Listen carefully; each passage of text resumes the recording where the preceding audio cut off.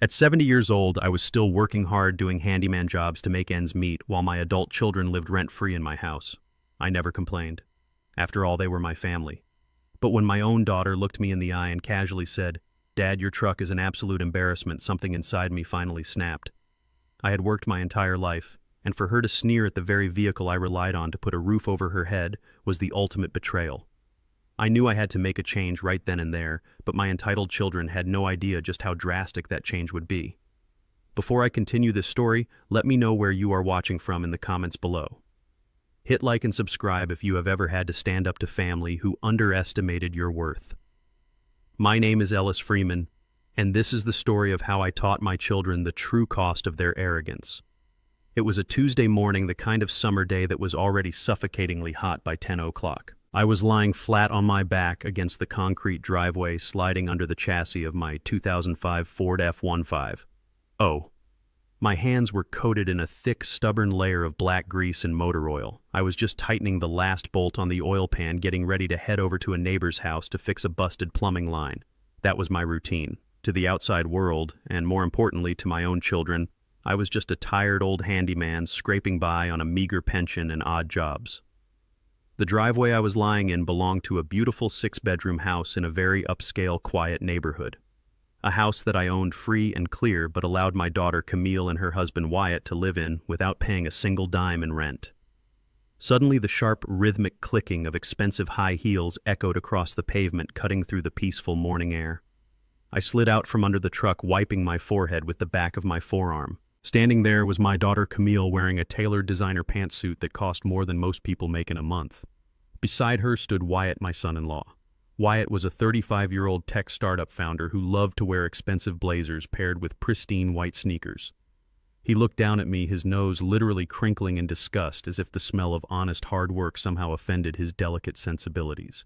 He took a deliberate step back, making absolutely sure his expensive shoes did not come anywhere near the small puddle of oil on the concrete. "Ellis," Wyatt said, his voice dripping with that quiet, polite condescension he always used with me, "you are going to have to move this junk heap. Today." I slowly got to my feet, grabbing an old rag from the bumper to wipe the grease off my fingers. I looked at him, then at Camille. "Move it where," I asked, keeping my voice perfectly steady. "Anywhere but here," Dad, Camille chimed in, crossing her arms defensively. "Wyatt is hosting a major pitch meeting this afternoon in the living room. He has 3 major angel investors coming over. They are flying in from Silicon Valley, and they are used to a certain standard. We cannot have this rusted-out monstrosity sitting in the driveway. It is a complete embarrassment." Wyatt sighed dramatically, adjusting his expensive watch. "Look, Ellis," he continued, intentionally emphasizing my first name instead of calling me Dad or Mr. Freeman. "These men are top-tier venture capitalists, very wealthy, very traditional in their expectations of what a successful founder looks like. If they pull up to my residence and see a dirty old handyman truck leaking oil on the pavers, it ruins the entire aesthetic. It makes me look desperate. It makes the neighborhood look cheap. Just take it to the public lot a few blocks away and walk back. And please do not wander around the main floor wearing those greasy coveralls while they are here. It sends the wrong message." The sheer audacity of his words hung heavily in the hot air. My own son-in-law, a white man whose failing business was secretly subsidized by the fact that he lived in my house for free, was telling me to hide myself and my truck so he could pretend to be a self-made millionaire. The racial and class undertones were impossible to miss. He wanted the affluent lifestyle, but did not want his wealthy investors to see the working-class black man whose property he was using to build his fake empire. I looked at Camille, hoping my own flesh and blood would defend me. Instead, she just looked away, silently agreeing with her husband's humiliating demands. I did not yell. I did not throw the oily rag in his face. Over my decades in the construction business, I had learned that the most lethal weapon a man can wield is complete and utter silence. I simply nodded. I threw the rag into the bed of the truck, opened the creaky door, and climbed into the driver's seat. The old engine roared to life, a sturdy, reliable sound that contrasted sharply with the fragile egos of the 2 people standing in my rearview mirror. As I drove down the manicured streets of the neighborhood, memories flooded my mind. They thought I was a broken-down old man with nothing to his name.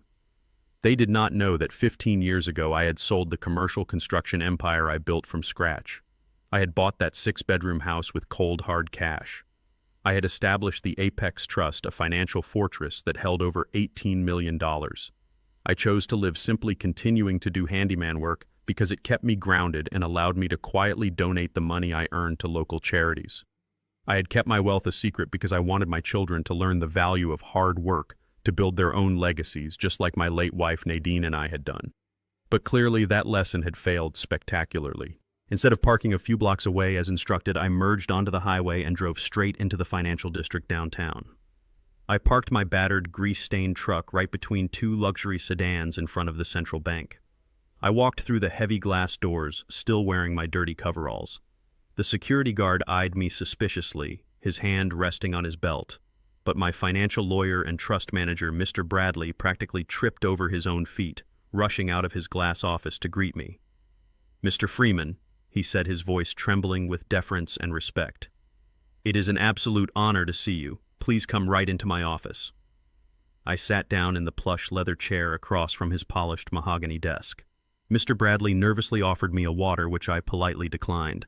I leaned forward, resting my rough, calloused hands on his pristine desk. "I need to open the Apex Trust files immediately," I told him, "and I need a full, detailed audit of every secondary account attached to my name."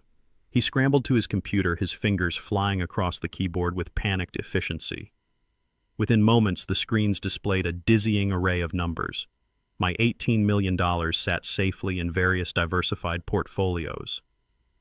But as we scrolled down to the supplementary credit accounts, the ones I kept open with strict limits just for absolute emergencies to help my children, my blood ran cold. "Mr. Freeman," the lawyer said, adjusting his glasses, looking incredibly uncomfortable. "Are you aware of this recent transaction?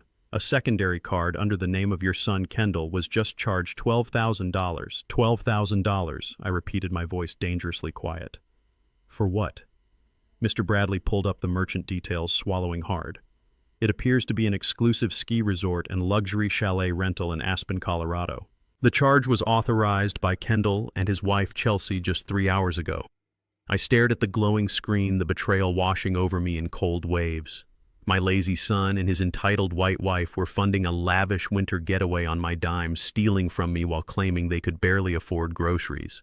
Meanwhile, my daughter and her arrogant husband were actively trying to hide my existence in my own home.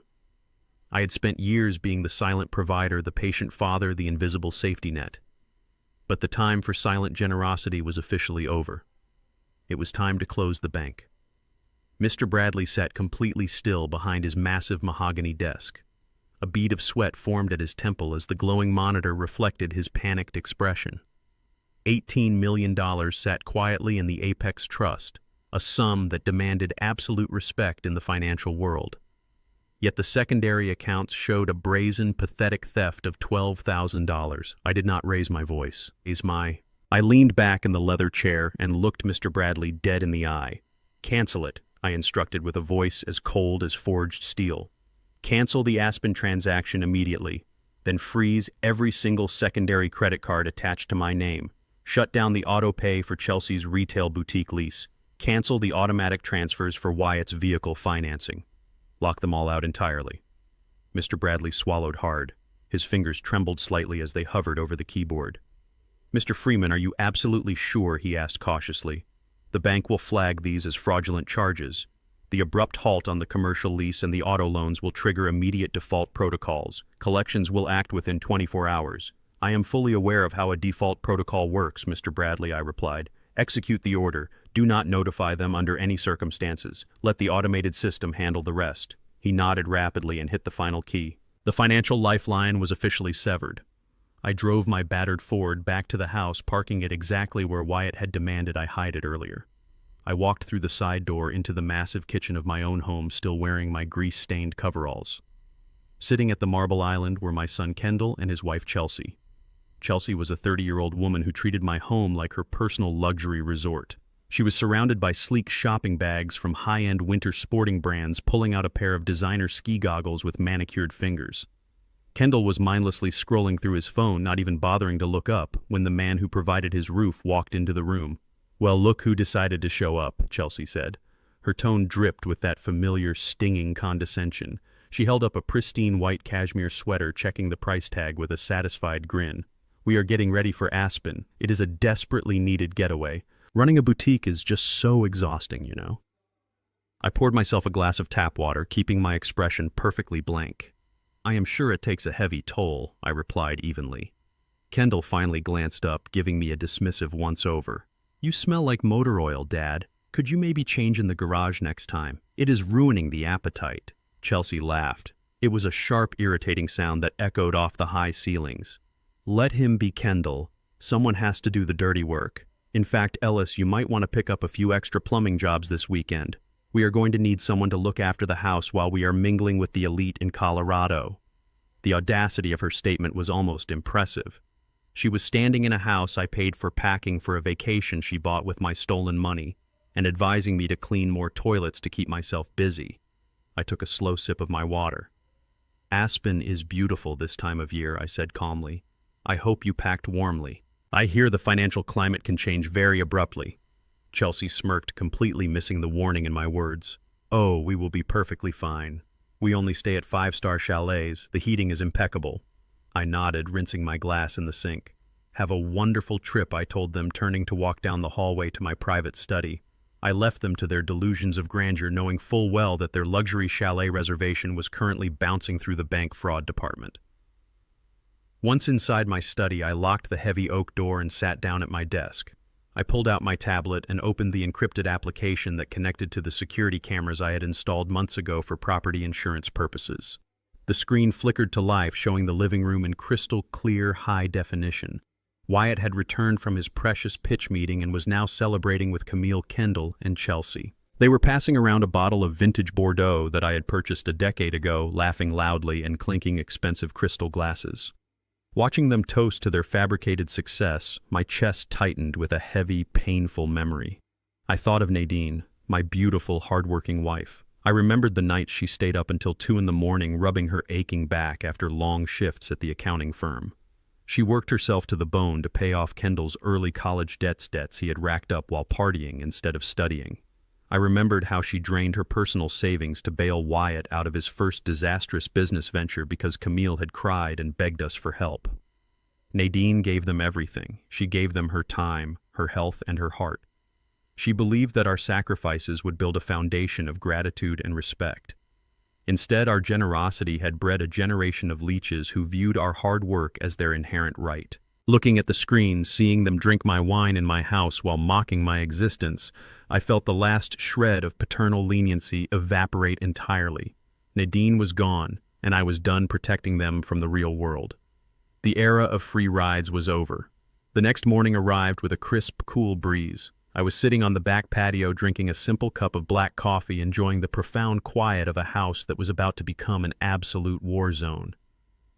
Suddenly, the tranquil silence was shattered by a harsh, grinding mechanical noise coming from the front yard. The unmistakable hiss of heavy air brakes echoed loudly through the affluent neighborhood. I set my coffee mug down on the patio table and walked calmly through the house toward the front window. A massive, heavy-duty tow truck with flashing yellow and red lights was backing aggressively into my pristine driveway. It completely bypassed my hidden Ford F-150 and angled directly toward Wyatt's prized possession, a sleek, midnight black Porsche Panamera. A burly man in a high-visibility safety vest stepped out of the truck cab. He held a thick metal clipboard in one hand and a set of heavy steel chains in the other. He did not hesitate or look around for permission. He walked straight to the rear axle of the luxury sports car and dropped the heavy chains to the concrete pavement with a loud, ringing clash. The metallic clatter of the heavy steel chains hitting the concrete driveway was a beautiful symphony to my ears. The burly tow truck driver did not waste a single second.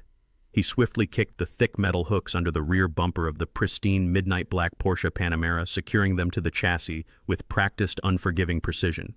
The hydraulic winch began to whine a high-pitched mechanical squeal that signaled the abrupt end of an era. Suddenly, the heavy oak front door of my house flew open so forcefully it slammed violently against the brick exterior. Wyatt charged out into the morning air. He was completely frantic, wearing nothing but a silk monogrammed bathrobe and bare feet. "Wait, stop what you are doing right now!" he screamed, his voice cracking with sheer panic. He sprinted down the driveway, waving his arms wildly as if he were trying to flag down a rescue helicopter.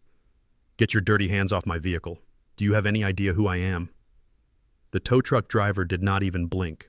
He calmly hit a lever on his control panel, and the rear wheels of the luxury sports car lifted effortlessly off the ground. Wyatt rushed right up to the driver, his face flushed a deep, angry crimson. "This is a massive mistake," he yelled, pointing a trembling finger at the man's chest. "My accounts are perfectly fine. My tech startup just secured major funding last quarter. The bank system must be glitching. You need to put my car down immediately before I sue you and your entire company into bankruptcy." The driver pulled a folded yellow document from his clipboard and shoved it directly toward Wyatt's chest. "Take it up with the recovery department, buddy," the driver said in a flat, unbothered tone. 3 missed payments. The repossession order was finalized at midnight. I just do the hooking." Wyatt snatched the paper, his eyes darting frantically across the printed text. He looked completely unhinged, the polished, arrogant startup founder facade shattering into a million pathetic pieces right there on my driveway. Camille rushed out of the house next, pulling a cardigan tightly around her shoulders. She took one look at the Porsche suspended in the air and gasped. "Wyatt, what is happening?" she cried out. Wyatt ran a hand through his perfectly styled hair, ruining it completely. "It is a clerical error, Camille. The bank froze my primary autopay account by mistake. The driver says he will not unhook the car unless I pay the outstanding balance and the recovery fee in cash right now." Camille spun around, her eyes frantically searching the driveway until they landed on me. I was standing near the garage doors, calmly holding a pair of gardening shears. She marched straight toward me, her heels clicking aggressively on the pavement. "Dad," she demanded, her voice shrill and commanding. "Go to your safe and get $5,000 right now. Wyatt needs to pay this man before the neighbors see this absolute disaster. Do it quickly." I looked at my daughter. The sheer entitlement radiating from her posture was breathtaking. She did not ask nicely. She ordered me. She expected me to instantly produce thousands of dollars to cover her husband's failure, all while standing in the driveway of the house they lived in for absolutely free. I slowly shook my head, keeping my expression entirely neutral. "I cannot do that, Camille," I said quietly. Her eyes narrowed into angry slits. "What do you mean you cannot do that? You always have emergency cash stashed away for rainy days." "Go get it. We will pay you back when the bank fixes this ridiculous error." I let out a dry, raspy chuckle. "Camille, I am just a handyman," I replied, echoing the exact insulting sentiment they had thrown in my face just the day before. Where on earth would I get $5,000 in cash? I fix leaky pipes and patch drywall for a living. You and Wyatt are the successful ones in this family. Surely an elite tech founder has a few $1,000s lying around for a minor emergency. Camille stared at me, her mouth opening and closing like a fish out of water. She was completely paralyzed by my refusal. Wyatt jogged over his silk robe, flapping in the breeze, completely abandoning his superior attitude. "Ellis, please," he begged, the condescension entirely gone from his voice, replaced by raw, humiliating desperation. "I need that car. My angel investors are expecting me to drive to a lunch meeting at the country club tomorrow afternoon. I cannot show up in a standard rideshare. It ruins my entire image." I looked down at his bare feet on the concrete, then up to his panicked, bloodshot eyes. "Maybe you can borrow my truck," I suggested smoothly. "It runs perfectly fine and it is fully paid off." Wyatt turned pale suddenly, realizing that the old black man he had so casually insulted 24 hours ago was currently his only lifeline, and that lifeline had just been permanently severed. The loud commotion had not gone unnoticed. Across the street, Mrs. Higgins had stopped watering her petunias and was openly staring at the scene unfolding. 2 doors down, Mr. Vance paused his morning jog, pulling out his smartphone to blatantly record the spectacle. Wyatt noticed the audience and visibly shrank into himself. The arrogant, untouchable startup CEO was standing barefoot in the street, watching his ultimate status symbol get hauled away by a blue-collar worker he would usually ignore. The tow truck engine roared to life, drowning out Wyatt's final pathetic protests, and the pristine Porsche was pulled out of the neighborhood, disappearing down the affluent street. Camille covered her face with her hands and ran back inside the house, completely humiliated. Wyatt stood frozen on the concrete for a long moment before silently following her, his shoulders slumped in utter defeat. I turned around, walked to the shed, picked up my lawnmower, and calmly pulled the starter cord. The engine sputtered to life, emitting a steady, honest hum. As I pushed the mower across the thick green grass, I mentally analyzed my son-in-law's pathetic financial reality. Wyatt's entire existence was a carefully constructed house of cards. His startup had not generated a single dollar of actual profit in over 2 years. He survived solely on business loans, credit extensions, and the grand illusion of success. By instructing Mr. Bradley to freeze my secondary accounts, I had simply pulled the bottom card out from under him. Without my silent, ongoing funding, he could not even afford the monthly lease on the car he used to project his fake wealth. He was completely broke, and the walls were closing in fast. I knew the crushing desperation would soon drive him to make a foolish mistake, but I severely underestimated just how quickly that mistake would happen and who else would be involved. That afternoon, I decided to leave the property and visit a local hardware store, intentionally giving them some space to panic in private. I wanted the pressure to cook them slowly. However, I did not stay away completely blind. I parked my Ford F-150 a few miles down the road in a diner parking lot and pulled out my tablet to monitor the hidden interior security cameras. The house remained quiet for about an hour, but then the front door chimed open. Chelsea, my son Kendall's wife, walked into the grand foyer. She was not alone. Strutting in right behind her was a slick, sharp-suited white man carrying a laser measuring tool and a thick leather portfolio. I recognized him instantly from the luxury real estate billboards scattered around town. He was one of the most aggressive property brokers in the city. Chelsea pointed enthusiastically toward my vaulted ceilings and swept her hand across my custom hardwood floors. The broker nodded greedily, activating his laser tool to calculate the square footage of my grand living room. I zoomed in on the camera feed, watching my entitled daughter-in-law casually guide a stranger through my 6-bedroom home. I turned up the audio feed just in time to hear Chelsea's sickeningly sweet voice echo through my hallway. "Do not worry about the old furniture or the outdated decor," she told the broker with a dismissive wave of her manicured hand. "The owner is an elderly man and he is relocating very soon. We want to list the property by the end of the month. We are looking for a fast cash sale to fund a new business venture." My blood turned to ice, followed immediately by a burning, righteous fury. They were not just stealing my money to fund their lavish vacations. They were actively conspiring to sell the very roof over my head. I did not wait another second. I threw my heavy work truck into gear and sped back down the affluent neighborhood streets toward my property. I slammed the heavy oak front door open, startling the slick, suited white broker who was currently pointing his digital laser measure at my custom stone fireplace. Chelsea gasped, her hand flying to her chest in exaggerated shock. "Ellis, what are you doing here?" she shrieked, her voice echoing through the foyer. "You are supposed to be at the hardware store fetching supplies." I ignored her completely. I marched straight up to the broker, snatched the expensive laser tool right out of his hand and tossed it carelessly onto the sofa. "I am the sole owner of this property," I stated, my voice dangerously low and completely unyielding. "You have exactly 10 seconds to pack up your leather portfolio and get off my estate before I call the police and have you arrested for criminal trespassing." The broker turned incredibly pale, sensing the absolute finality and quiet danger in my tone.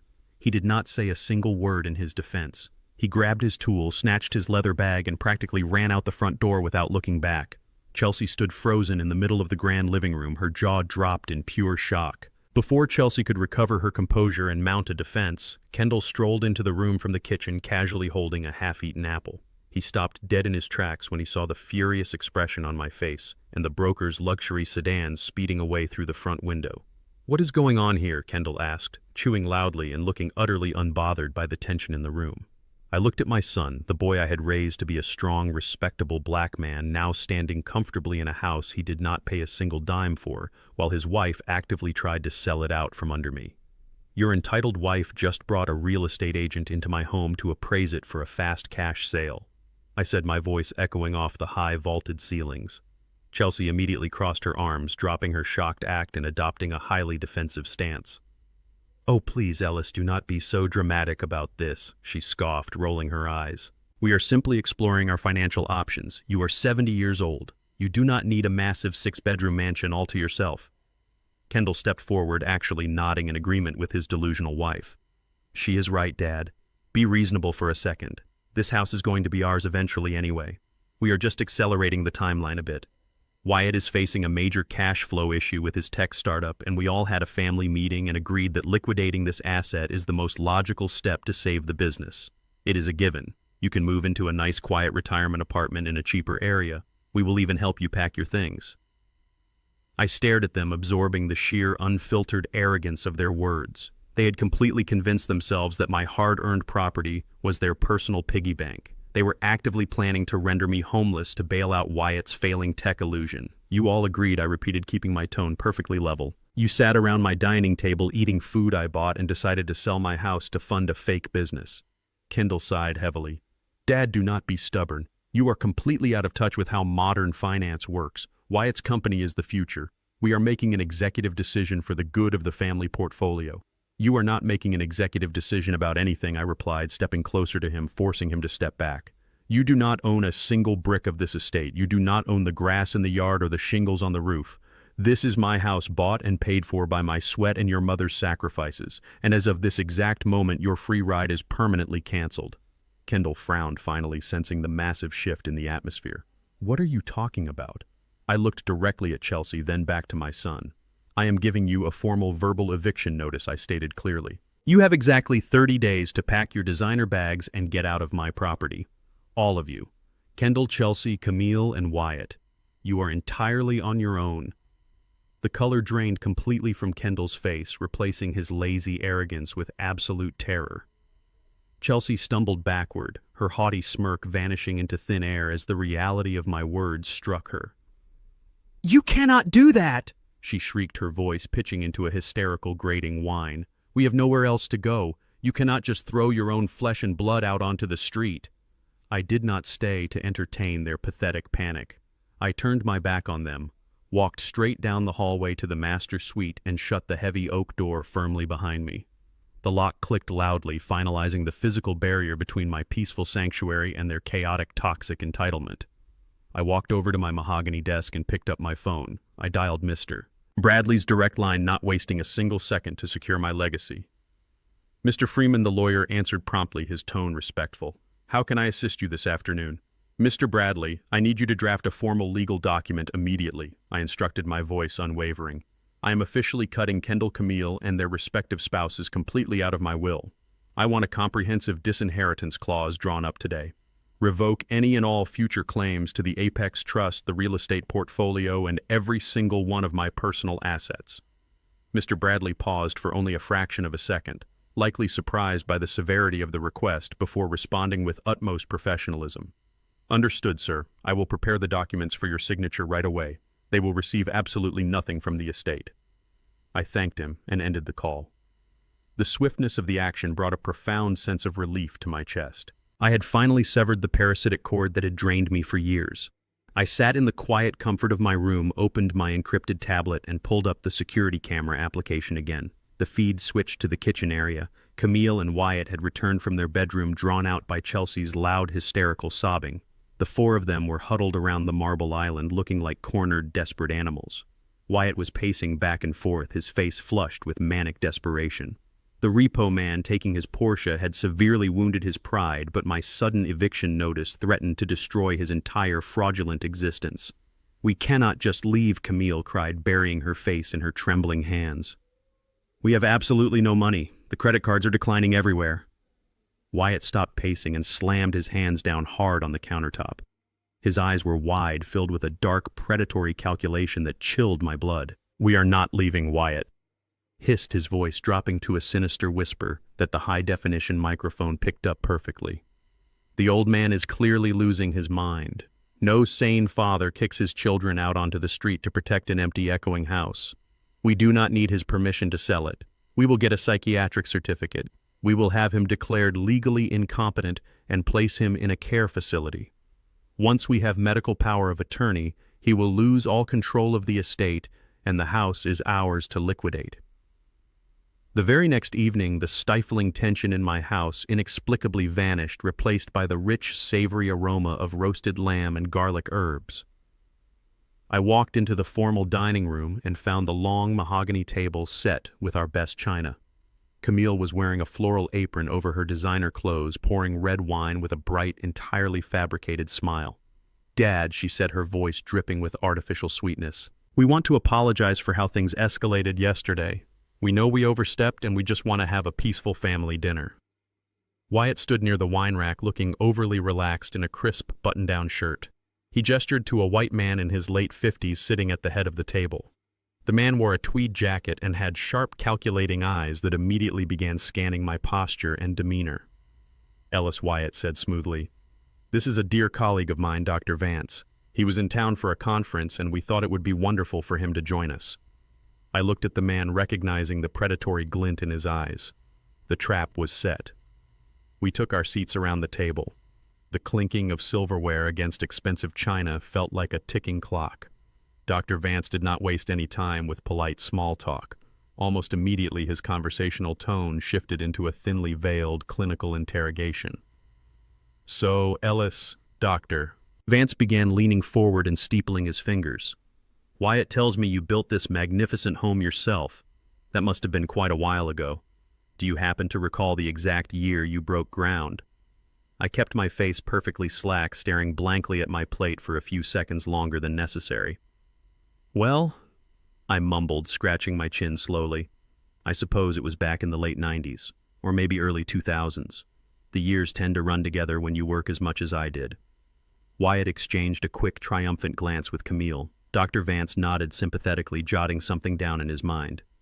"It is perfectly normal for timelines to become hazy at your stage of life, Ellis," he said in a soothing, patronizing tone. "Managing such a massive estate must be incredibly overwhelming for you now. Do you ever find yourself feeling confused by your daily tasks or struggling to handle your finances?" I let my shoulders slump, playing the role of the defeated, senile old man they so desperately wanted me to be. "Oh, the numbers are just a headache these days," I sighed heavily. "Sometimes I cannot even remember where I put my own truck keys. In fact, I was just asking Cheryl about them this morning." Across the table, Chelsea stiffened her face, turning bright red at being called the wrong name. "My name is Chelsea," she snapped instinctively. Kendall nudged her sharply under the table to keep her quiet. "Oh, my apologies, sweetheart," I said, giving her a vacant, bewildered smile. "You girls change your hair so much it is hard for an old man to keep track." Dr. Vance leaned in closer, his voice lowering to a gentle, probing whisper.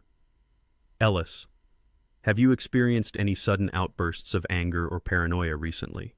Sometimes when our cognitive functions decline, we can lash out at the people who care about us the most. We might even make irrational decisions like asking our beloved family members to leave their home." I looked at Wyatt, who was practically vibrating with anticipation. He was feeding this corrupt doctor the exact narrative needed to declare me incompetent. They wanted a medical professional to document my supposed mental decline so they could strip away my rights and seize the Apex Trust. I simply nodded slowly, staring into my wine glass. "I suppose I have been a bit grumpy lately," I whispered, letting my voice crack just a fraction. "It is just so hard to keep up." Dr. Vance offered a reassuring smile. "That is exactly why we are having this chat, Ellis. You are surrounded by people who want to shoulder these heavy burdens for you. You do not have to worry about managing properties or finances anymore. You just need to rest." I took a slow bite of the roasted lamb, chewing methodically. "Yes," I replied quietly. "Resting sounds very nice." Wyatt grinned, a victorious, greedy smirk spreading across his face. Beneath the heavy oak dining table, resting quietly on my lap, was my smartphone. The screen was dark, but the voice recording application had been running since the moment I walked into the room. I was capturing every leading question, every manipulative suggestion, and every fabricated diagnosis pouring out of Dr. Vance. As I listened to his smooth, educated voice trying to strip away my autonomy, a cold wave of memory washed over me. 20 years ago, Nadine and I had sat at a very similar table across from a slick, fast-talking insurance agent. Nadine had been recovering from a grueling surgery, exhausted and heavily medicated. The agent had used that exact same soothing, patronizing tone. He buried her in complex legal jargon, twisting her words and manipulating her into signing a document that nearly voided her critical health coverage. I remembered the sheer terror and helplessness in my wife's eyes when she realized she had been tricked by a man in a nice suit. I swore to her that day that I would never again allow an educated predator to use their credentials to steal from my family. Sitting here now, watching Wyatt use a corrupt psychiatrist to try and steal the very house Nadine and I had built, that old promise hardened into an unbreakable resolve. I was not a helpless patient, and I was certainly not losing my mind. I was a man meticulously gathering federal evidence. I shifted my finger slightly, ensuring the microphone was perfectly positioned to catch Wyatt eagerly agreeing with the doctor's fake assessment. The agonizing dinner finally concluded. Dr. Vance wiped his mouth with a linen napkin, stood up, and gave Wyatt a very subtle, confirming nod. I excused myself, playing the part of the exhausted elder, and shuffled slowly down the hallway toward my private study. The moment the heavy oak door clicked shut behind me, my frail posture vanished entirely. I stood tall, locked the deadbolt, and immediately pulled up the security camera application on my tablet. The feed switched to the outdoor patio. Wyatt was standing by the pool, pressing his phone tightly to his ear. He was practically bouncing on his heels. "We got it," Wyatt hissed into the receiver, speaking to his own attorney. "Vance is writing up the preliminary medical evaluation tonight. He says the old man is completely gone textbook dementia with paranoid delusions. File the petition for conservatorship and medical power of attorney first thing tomorrow morning. I want full control of his assets by the end of the week." Wyatt laughed, a cruel, triumphant sound echoing into the night sky. He truly believed he had outsmarted me. He had no idea that I had just hit send on my smartphone. The unedited, crystal-clear audio file of the entire dinner, fully exposing the fraudulent medical evaluation and their malicious conspiracy, landed directly in the secure email inbox of Mr. Bradley. Early the next morning, before the sun had even fully crested the horizon, Mr. Bradley executed the first phase of my counterattack with ruthless precision. I did not need to be in Dr. Vance's upscale downtown clinic to know exactly how the scene played out. At precisely 8 o'clock, a bonded legal courier walked through the clinic doors and handed the receptionist a thick, red-sealed envelope marked urgent and confidential. Inside was a formal cease and desist order from one of the most powerful financial law firms in the state. The document was accompanied by a direct transcript of the audio I had recorded the night before. Mr. Bradley did not just threaten a civil lawsuit. He promised total professional annihilation. The letter explicitly stated that if Dr. Vance submitted any psychiatric evaluation regarding my mental competence, the unedited audio file proving his collusion in a fraudulent medical diagnosis would be immediately forwarded to the state medical board and the district attorney. It was a guaranteed revocation of his medical license and a one-way ticket to federal prison for medical fraud. The arrogant doctor who had so smoothly tried to steal my autonomy over roasted lamb was instantly reduced to a terrified coward. Back at my house, I was quietly pruning the rose bushes near the side windows of Wyatt's home office. I had a perfect view through the sheer curtains. Wyatt was sitting behind his sleek modern desk, sipping a green smoothie, radiating unearned confidence. He was already drafting emails to his investors, projecting the illusion of a man who had just secured his financial future. His smartphone buzzed on the glass desktop. I watched him snatch it up, a triumphant smirk plastering his face. He answered the call, expecting the final confirmation that my life was officially in his hands. Instead, the color drained from his face at a terrifying speed. Even through the double-paned glass, I could hear the panicked, high-pitched squawking of Dr. Vance on the other end of the line. The corrupt doctor was hysterical. He told Wyatt that the deal was completely off, that a team of ruthless corporate lawyers had somehow acquired a recording of their entire conversation, and that he was destroying all his notes regarding my evaluation. Wyatt stood up his chair, scraping violently against the hardwood floor. "Wait, Vance, do not hang up," Wyatt shouted, his voice cracking with sheer desperation. Who sent the letter? How could anyone have a recording? But the line was already dead. Dr. Vance had blocked his number and severed all ties to the conspiracy. Wyatt stared at his phone in absolute disbelief. The reality of his situation crashed down on him like a concrete wall. Without my medical power of attorney, he had no access to the Apex Trust. Without the trust, he could not liquidate my estate. And without the estate, he was completely and utterly ruined. The smirk was gone. The polished tech CEO facade melted away, revealing the panicked, desperate fraud underneath. He hurled his smartphone across the room. It smashed into the drywall, shattering the screen instantly. He grabbed his expensive green smoothie and threw it against the custom bookshelves, leaving a thick dripping stain over his collection of unread business biographies. Wyatt paced the room like a caged animal, grabbing his hair and hyperventilating. He kicked a leather armchair, sending it crashing into a side table. A framed photograph of him and Camille fell to the floor, the glass splintering into jagged pieces. He collapsed onto his knees amidst the wreckage of his own office, burying his face in his hands. The crushing weight of his monumental debts was finally suffocating him. The luxury cars, the designer clothes, the fabricated lifestyle were all financed by money he did not actually have. He had built his entire identity on a mountain of high-interest business loans, and the lenders were rapidly closing in. I stood in the garden meticulously trimming a dead branch from a rose bush, feeling a profound sense of calm. I was not shocked by his violent outburst. I was merely watching the inevitable consequences of his own boundless greed.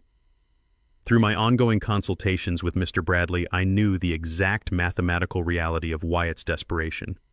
His highly publicized tech startup, which he endlessly bragged about to anyone who would listen, was a complete financial disaster. He was burning through capital at an astonishing rate, funding his extravagant lifestyle instead of developing actual software. According to the discreet financial audit Mr. Bradley had run, Wyatt was currently $2 million in the red. He needed a minimum injection of $2 million by the end of the month just to satisfy his primary creditors, make payroll for his skeletal staff, and avoid forced corporate bankruptcy. $2 million. It was a sum he could not possibly raise on his own, especially with his credit cards currently declining at local grocery stores, thanks to my total financial freeze. Watching him sob on the floor of his office, surrounded by broken glass and spilled green juice, I felt no pity. He had looked at a 70-year-old black man who had worked his entire life and saw nothing but a target to be exploited. He had actively tried to lock me in a psychiatric ward to steal my home. His suffering was entirely self-inflicted, and the pressure was pushing him exactly where I wanted him to go. He was out of legal options, which meant he would soon resort to illegal ones. By late afternoon, the desperation had fully consumed him. I told Camille I was going to the hardware store to pick up some heavy-duty pipe sealant, making sure they both knew the house would be empty for at least an hour. I drove away, but immediately pulled over 3 blocks down and opened my encrypted tablet. The security feed from my master bedroom blinked onto the screen. I watched as my bedroom door slowly creaked open. Wyatt slipped inside, glancing nervously over his shoulder. He moved with the frantic, jerky motions of a cornered thief. He bypassed my dresser and went straight for the walk-in closet, heading directly to the heavy steel floor safe tucked in the back corner. I had anticipated this exact maneuver. I had intentionally changed the combination the day prior to something a desperate, arrogant man would easily guess. Nadine's birth year. Wyatt punched the 4 digits into the keypad with trembling fingers. The green light flashed. The heavy steel door clicked open. He dropped to his knees, frantically digging through the organized folders. He bypassed the old photographs and the sentimental trinkets, his greedy hands searching for the real prize. He pulled out a thick manila envelope and opened it. Inside was my original Social Security card and the physical, unencumbered deed to the 6-bedroom house. Wyatt clutched the documents to his chest, his eyes wide with a manic, dangerous relief. He had no idea he had just stepped directly into a federal trap. I sat in the cab of my old Ford F-150, the vinyl seat warm against my back, waiting in the parking lot of the hardware store. The engine idled quietly, providing a steady, comforting rumble. Suddenly, my smartphone vibrated sharply in the cup holder. It was not a text message from a neighbor or an email from a supplier. It was an encrypted, high-priority alert from my advanced credit monitoring service. The screen flashed red, indicating a hard inquiry had just been made against my Social Security number. I tapped the notification, watching the detailed report unfold in real time. Someone was actively initiating a massive commercial mortgage application, attempting to leverage the deed of my 6-bedroom estate as primary collateral. The requested amount was exactly $2 million. The applicant listed on the preliminary digital paperwork was Wyatt, but the guarantor signature processing through the system was a forged digital copy of my own name. He had taken the documents from my safe and immediately driven to a predatory lending firm desperate enough to commit identity theft right out in the open. I stared at the screen, a cold, hard smile forming on my face. A normal man would have immediately dialed emergency services. A normal father would have rushed home, kicked down the door, and demanded the stolen documents back while threatening police involvement. But I was not a normal man, and I was far past the point of simple parental discipline. If I stopped him now, Wyatt could easily spin the narrative. He would hire a sleazy defense attorney and claim it was a mere misunderstanding, a desperate attempt by a son-in-law trying to manage the family portfolio. He might get a slap on the wrist, a misdemeanor charge, or a suspended sentence. That was completely unacceptable. I wanted him destroyed legally and financially beyond any hope of recovery. I picked up my phone and dialed Mr. Bradley's direct line. The lawyer answered on the second ring.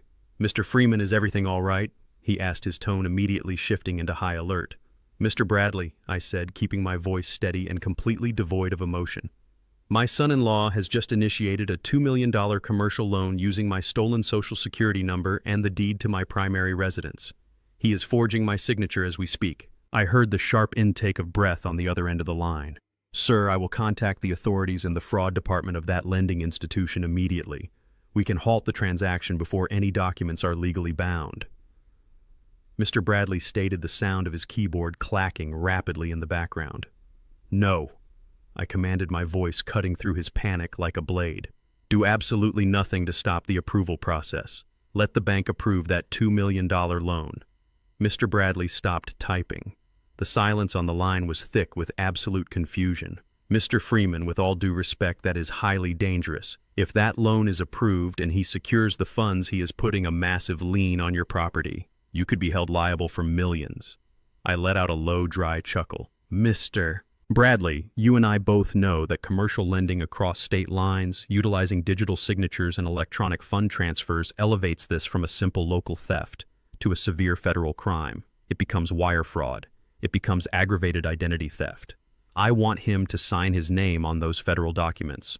I want the approval to go through the system. Once he legally binds himself to a fraudulent $2 million federal transaction, he is not looking at local probation. He is looking at a mandatory minimum sentence in a federal penitentiary. Just ensure our legal team is monitoring the wire transfers so the money never actually moves. Let him hang himself. I could practically hear the lawyer smiling on the other end of the connection.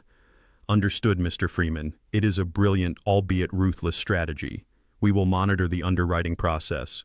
We will allow the approval to clear the initial stages so the criminal liability is permanently locked in. I ended the call and put my truck into gear. The trap was set and the bait was incredibly sweet. By the time I returned home and parked my truck in the driveway, the atmosphere inside the house had completely transformed. The suffocating panic that had gripped Wyatt for the past 48 hours was entirely gone.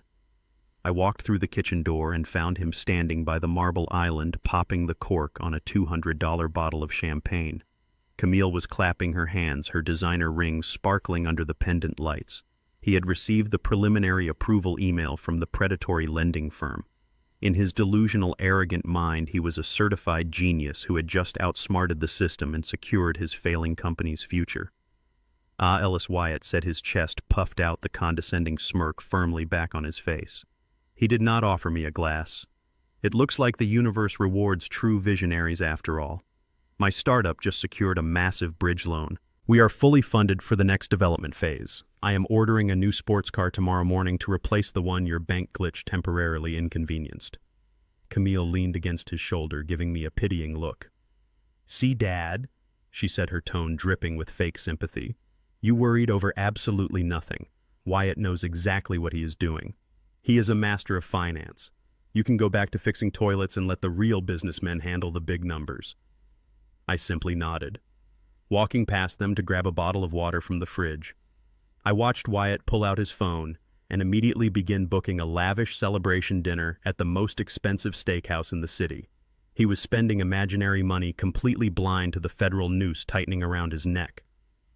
However, the arrogant celebration was drastically short-lived. 2 days later, while I was fixing a loose hinge on the front porch, I heard Wyatt screaming obscenities inside his home office. The lending firm had indeed approved the fraudulent $2 million commercial loan, firmly locking in his federal crime. But there was a massive, insurmountable catch written deep into the underwriting terms. Mr. Bradley had utilized his vast banking connections to ensure a specific compliance hold was placed on the disbursement. Wyatt could not access a single dime of the $2 million until he provided proof of matching capital from a verified institutional investor. The bank required a lead venture capital firm to validate the startup's worth before they released the wire transfer. He was trapped in a financial purgatory, holding an approved loan he could not touch. Through my hidden cameras, I watched him frantically scouring the internet, his eyes bloodshot, desperately searching for any major investment fund willing to back his fake tech company. He needed a whale, and he needed it fast. His manic typing suddenly stopped. He stared at his monitor, a wide, desperate grin spreading across his face. He had found a massive anonymous private equity fund known for making aggressive investments in local startups. He printed the contact page, completely unaware that the billionaire entity he was about to solicit for his salvation was the Apex Trust. He was officially hunting my own company. Wyatt spent the next 12 hours locked inside his home office, frantically crafting the perfect pitch to the Apex Trust. Through my hidden cameras, I watched him sweat through his expensive dress shirt, drinking cup after cup of espresso as he polished his fabricated financial projections. He hit send just before midnight, collapsing back into his leather chair in a state of utter exhaustion. He had no idea he had just sent his fraudulent business model directly to the desk of my personal attorney. The very next afternoon, I sat in the cab of my truck and gave Mr. Bradley the green light. "Send the bait," I instructed. Exactly 10 minutes later, Wyatt let out a scream that practically shook the windows of my house. He bolted out of his office, sprinting down the hallway like a madman. He had just received an official email from a senior representative of the Apex Trust. The message was incredibly concise and highly professional. The fund was extremely impressed with his startup's potential and was officially offering a primary venture capital injection of $5 million. The impossible hurdle of the bank's matching capital requirement had just been miraculously cleared. Wyatt thought he had just won the ultimate lottery. The sheer volume of their celebration could be heard all the way from the street. By the time I walked through the front door later that evening, the grand foyer was littered with empty champagne bottles and discarded takeout containers from a luxury sushi restaurant.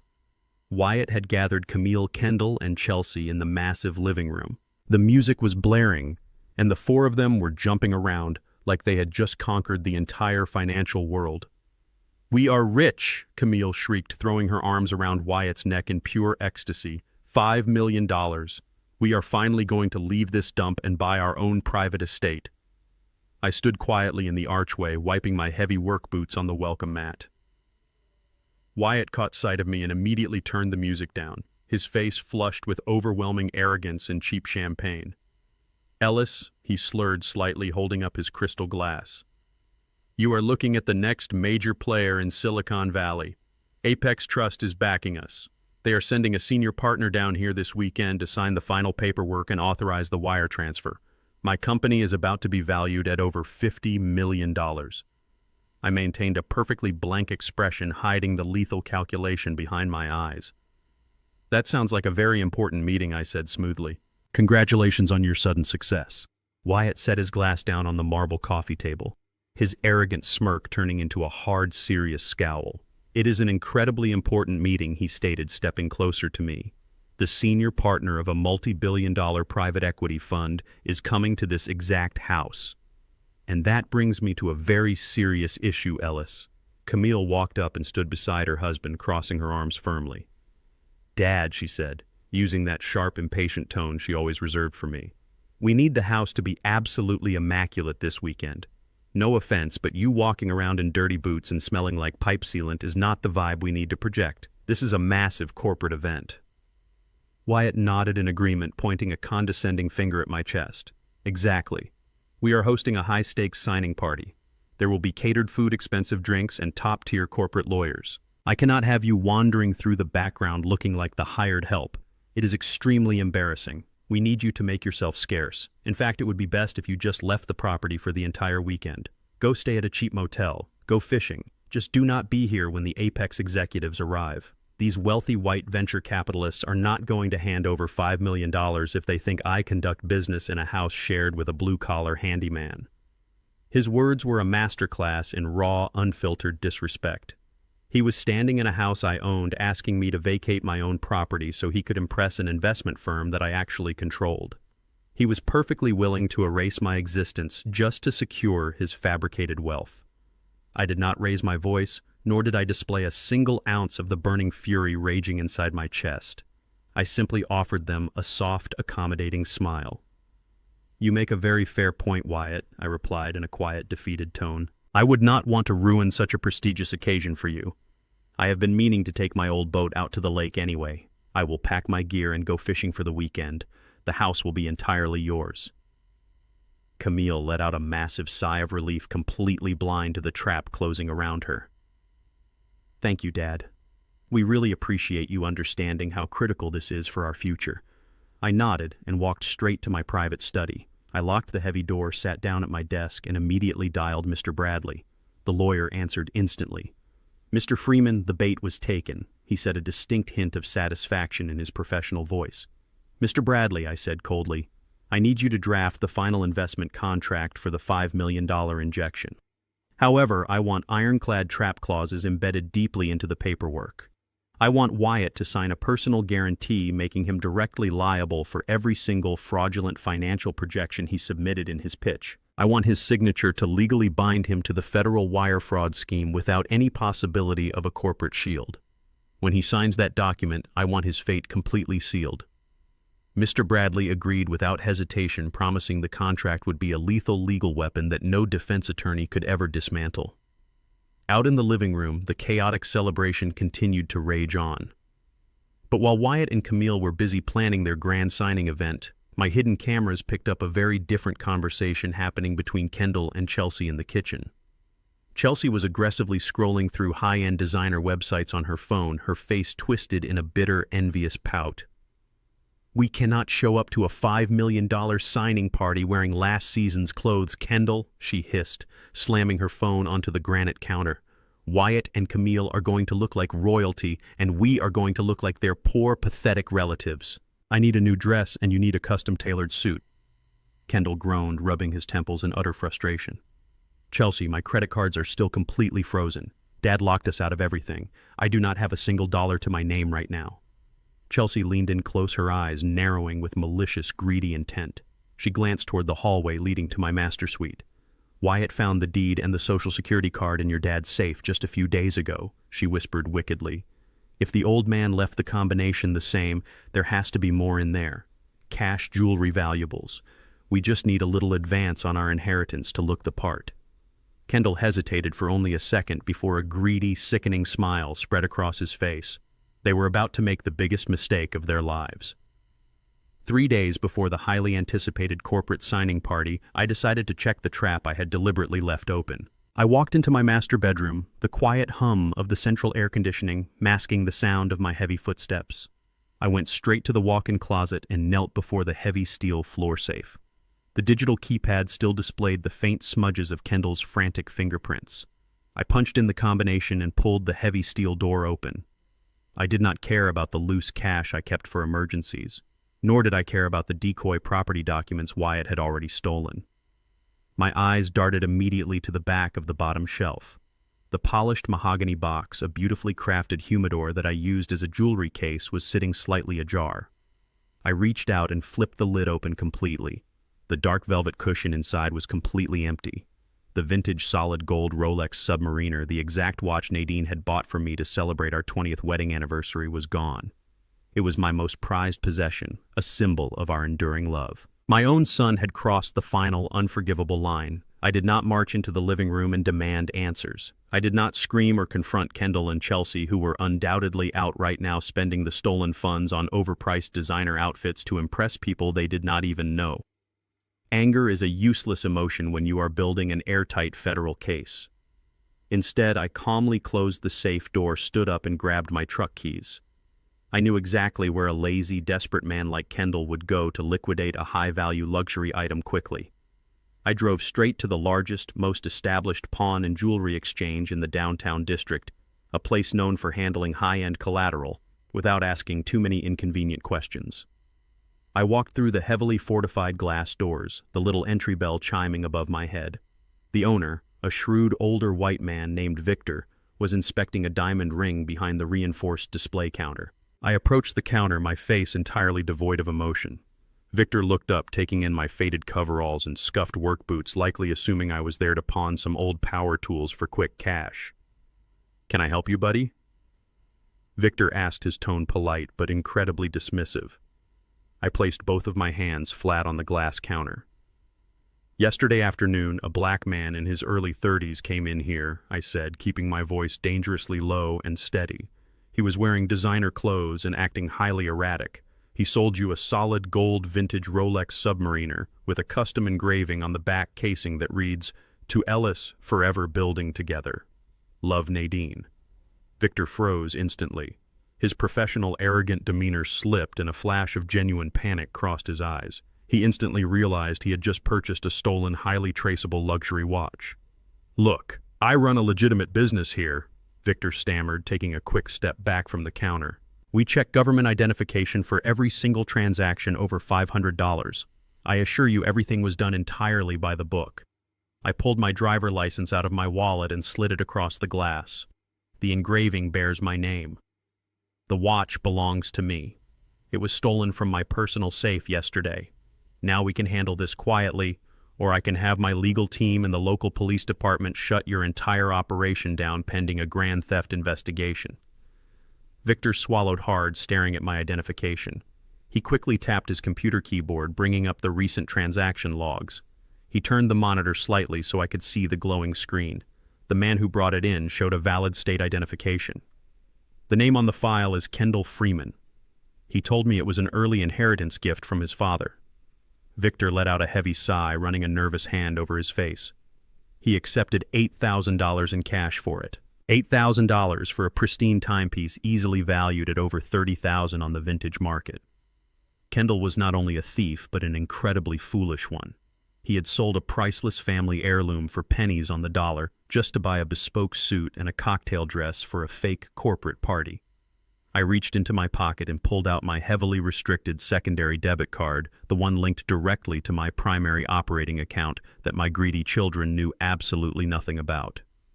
I will buy it back right now for the exact $8,000 you gave him, plus a $2,000 convenience fee for your trouble, I told Victor without blinking. However, I require the original transaction receipt bearing my son's signature, and I need a digital copy of your security camera footage from yesterday afternoon showing him physically completing the fraudulent transaction at this exact counter. Victor did not hesitate for a single second. He swiped my card, processed the transaction, and retreated rapidly to his back office. 10 minutes later, he returned with a sealed white envelope containing the printed receipt and a small flash drive. He also handed me the mahogany box containing my gold Rolex. I opened the box, verifying the familiar heavy weight and running my thumb over the engraved words from my late wife. As I secured the watch around my wrist, I felt a profound, chilling shift deep within my chest. Whatever lingering, irrational hope I had held on to regarding my son completely evaporated into thin air. The final drop of paternal affection, the instinct to protect my own blood, was officially erased. Kendall was no longer my son. He was just another common criminal who had made the fatal mistake of stealing from the wrong man. I walked out of the pawn shop and got back into my old truck. The heavy steel door slammed shut, sealing me inside the quiet, isolated cab. I did not start the engine right away. I pulled out my encrypted smartphone and bypassed Mr. Bradley altogether. I dialed a direct, secure line that my lawyer had established for me just a few days prior.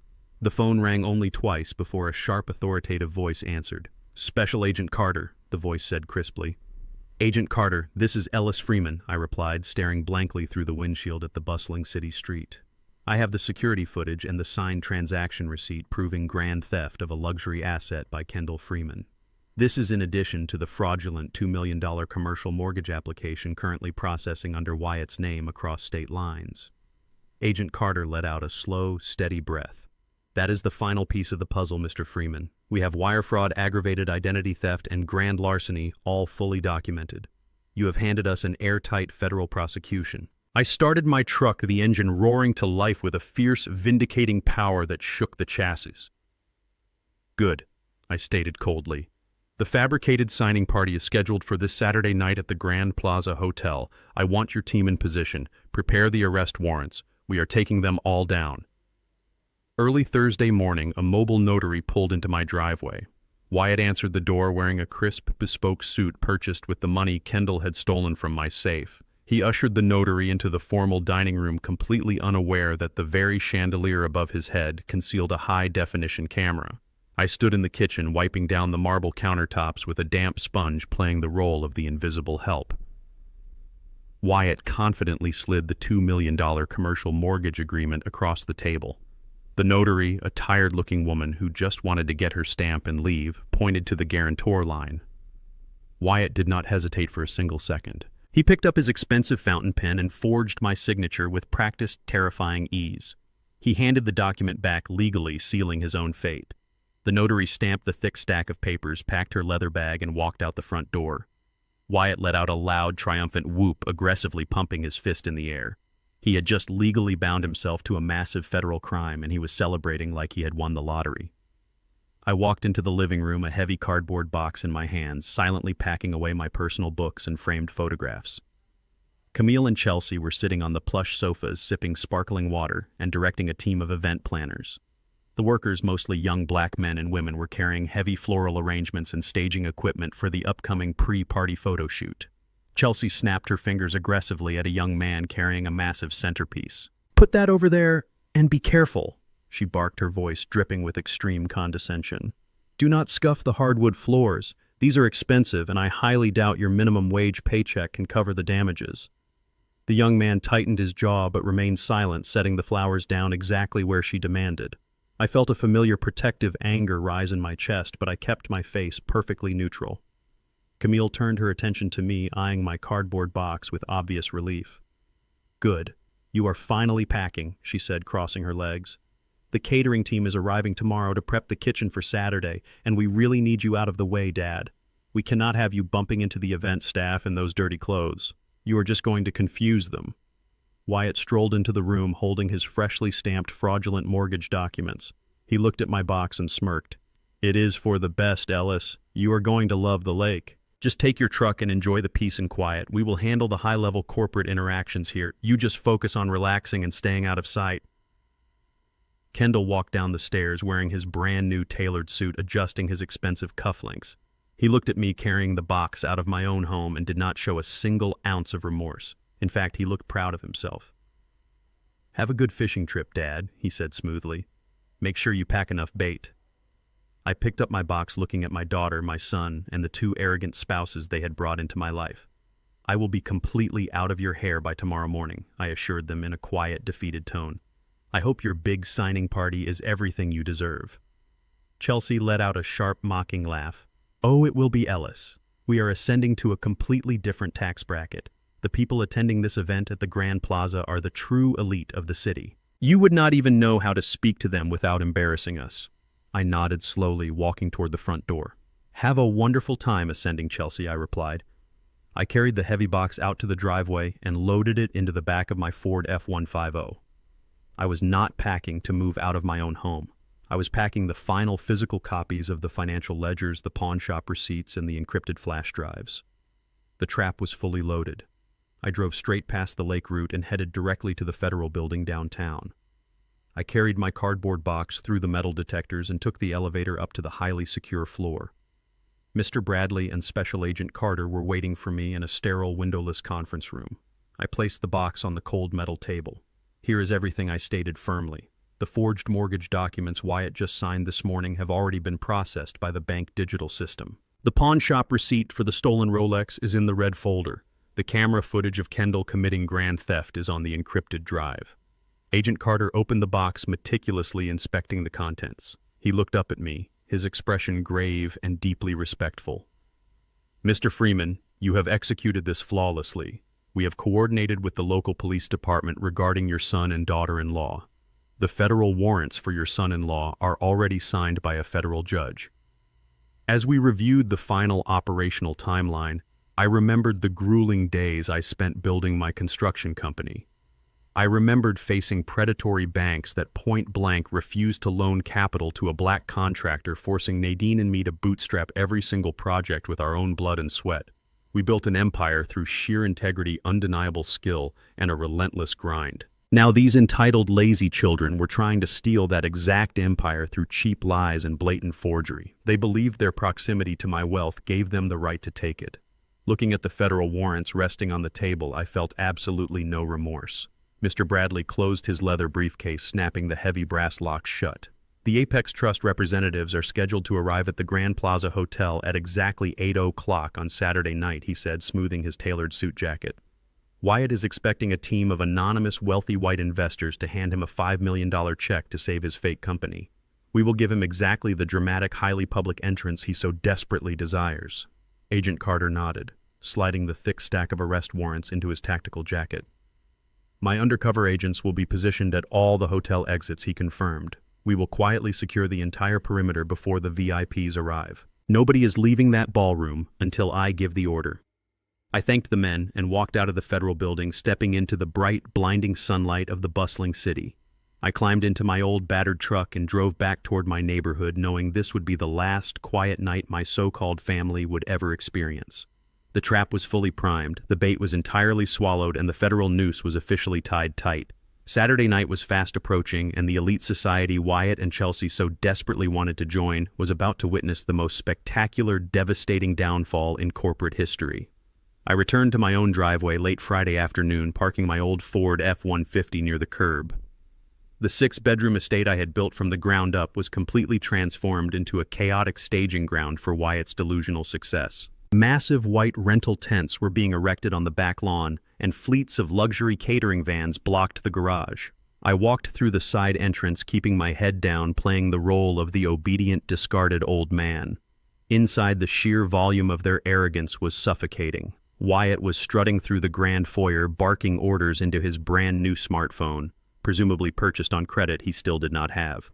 He was confirming the guest list for Saturday night, casually dropping the names of local politicians and minor celebrities he intended to impress. Camille and Chelsea were standing in the center of the kitchen, surrounded by towering floral centerpieces and stacked crystal glassware, acting as if they were royalty holding court. They were completely intoxicated by the illusion of their impending $5 million windfall, blissfully unaware that the federal government was already printing their arrest warrants. The air in the house was thick with expensive perfume and unearned superiority. I walked toward the refrigerator to grab a bottle of water, intentionally keeping my grease-stained coveralls visible, eager to see how far they would push their newfound fabricated power. Chelsea spotted me immediately and wrinkled her nose in extreme disgust. "Ellis, I thought you were supposed to be completely packed and gone by now," she snapped, her manicured fingers aggressively pointing toward the back door. "The elite catering staff is arriving in exactly 20 minutes for the final walkthrough. We cannot have you lingering around looking like you just crawled out of a sewer." Before I could even formulate a response, a young black woman in a crisp catering uniform accidentally bumped a heavy tray of champagne flutes against the edge of the marble island. The glasses chimed loudly but did not break. Camille spun around, her eyes flashing with unwarranted vicious fury. "Excuse me," Camille yelled, stepping directly into the young woman's personal space. "Are you entirely incompetent? Those are imported crystal. If you shatter a single glass, I am taking it directly out of your pathetic hourly wages. You people simply do not know how to operate in a high-class environment." The young woman looked down, apologizing softly, her shoulders tense with the familiar humiliation of dealing with entitled, wealthy clients. I felt my jaw lock tight. My own daughter, a black woman who had grown up with every advantage my sweat could buy, was actively degrading a hard-working young woman of her own race just to assert her fake dominance. Kendall strolled into the kitchen, adjusting the cuffs of a newly purchased bespoke silk suit undoubtedly paid for with the stolen pawn shop cash. He chuckled cruelly at the scene. "Just fire her, Camille. We are about to be worth $50 million. We do not have to tolerate subpar labor. We can afford to hire the best." I took a slow, deliberate sip of my water, locking eyes with my son. "She is just doing her job, Camille," I said, my voice quiet but carrying a razor-sharp edge. "There is absolutely no need to speak to her like she is beneath you. Honest work deserves respect." Wyatt walked in from the foyer, catching the tail end of my sentence. He let out a loud, barking laugh that echoed off the vaulted ceilings. "Honest work, Ellis. Is that what you call unclogging toilets and patching drywall for minimum wage? We are operating on an entirely different level now. We are the job creators. We command the respect. You are just upset because you do not understand how real wealth operates." He stepped closer to me, aggressively invading my physical space. "Now grab your cheap fishing gear and get out of my house. Your depressing presence here is dragging down the entire property value." I looked at Wyatt's smug, punchable face, then at my daughter and son who were standing behind him with proud, arrogant smirks. I remembered the sweltering summers in the late 80s when Nadine and I were laying the very literal foundations of our commercial construction company. We faced ruthless systemic racism from white bankers who point-blank refused to loan us capital. We worked side by side, pouring concrete and framing heavy walls until our hands bled, bootstrapping every single project. We built our massive fortune by respecting every single laborer, every plumber, and every electrician who stepped onto our job sites. We knew that true wealth was built on uncompromising integrity and mutual respect. Now these 4 parasites were standing in the beautiful kitchen I bought, wearing clothes they stole from my personal safe, insulting the working class, and loudly claiming they were the masters of the universe. They were completely hollow. They possessed no actual skills, no real capital, and absolutely no honor. They had forged my signature on federal documents, stolen my late wife's precious jewelry, and planned to lock me in a psychiatric ward just to maintain this pathetic temporary illusion. I did not argue. I did not defend my dignity or the dignity of the young catering woman. Arguments are for people who still want to salvage a relationship. I was simply observing the final fleeting moments of their freedom. "You are absolutely right, Wyatt," I said smoothly, setting my water bottle down on the counter. "I am just a simple man. I will leave you to your massive success." I walked down the hallway to my bedroom and grabbed a small, worn duffel bag containing a change of clothes and the last of my encrypted hard drives. I walked back through the grand foyer, not looking back at the four criminals toasting their impending victory. I stepped out into the humid evening air, climbed into my heavy Ford F-150, and fired up the loud engine. As I pulled out of the driveway, I watched the massive rental tents glowing brilliantly in my rearview mirror. They were actively preparing for the party of the century, a glamorous corporate coronation for Wyatt's tech empire and Camille's desperate social climbing dreams. They fully expected a team of anonymous, wealthy white venture capitalists to arrive at the Grand Plaza Hotel tomorrow night and hand them a $5 million check. They expected to ascend to the absolute peak of high society, leaving me to rot in an affordable care facility. I drove my truck toward the cheap motel I had booked on the outskirts of town, a quiet, cold smile spreading across my face. Saturday night was only 24 hours away. The luxurious Grand Plaza Hotel was already being silently secured by undercover federal agents. And the elite anonymous CEO of the Apex Trust was currently driving a dirty, oil-stained pickup truck straight into the storm. Saturday night descended upon the city with a suffocating, electric anticipation. The Grand Plaza Hotel, a towering monument of glass and marble in the heart of the financial district, was bathed in warm, golden light. A steady stream of luxury vehicles pulled up to the sweeping semicircular driveway where white-gloved valets scrambled to open the doors of sleek Mercedes sedans and pristine Bentleys. Inside the opulent grand ballroom, the fake coronation was in full swing.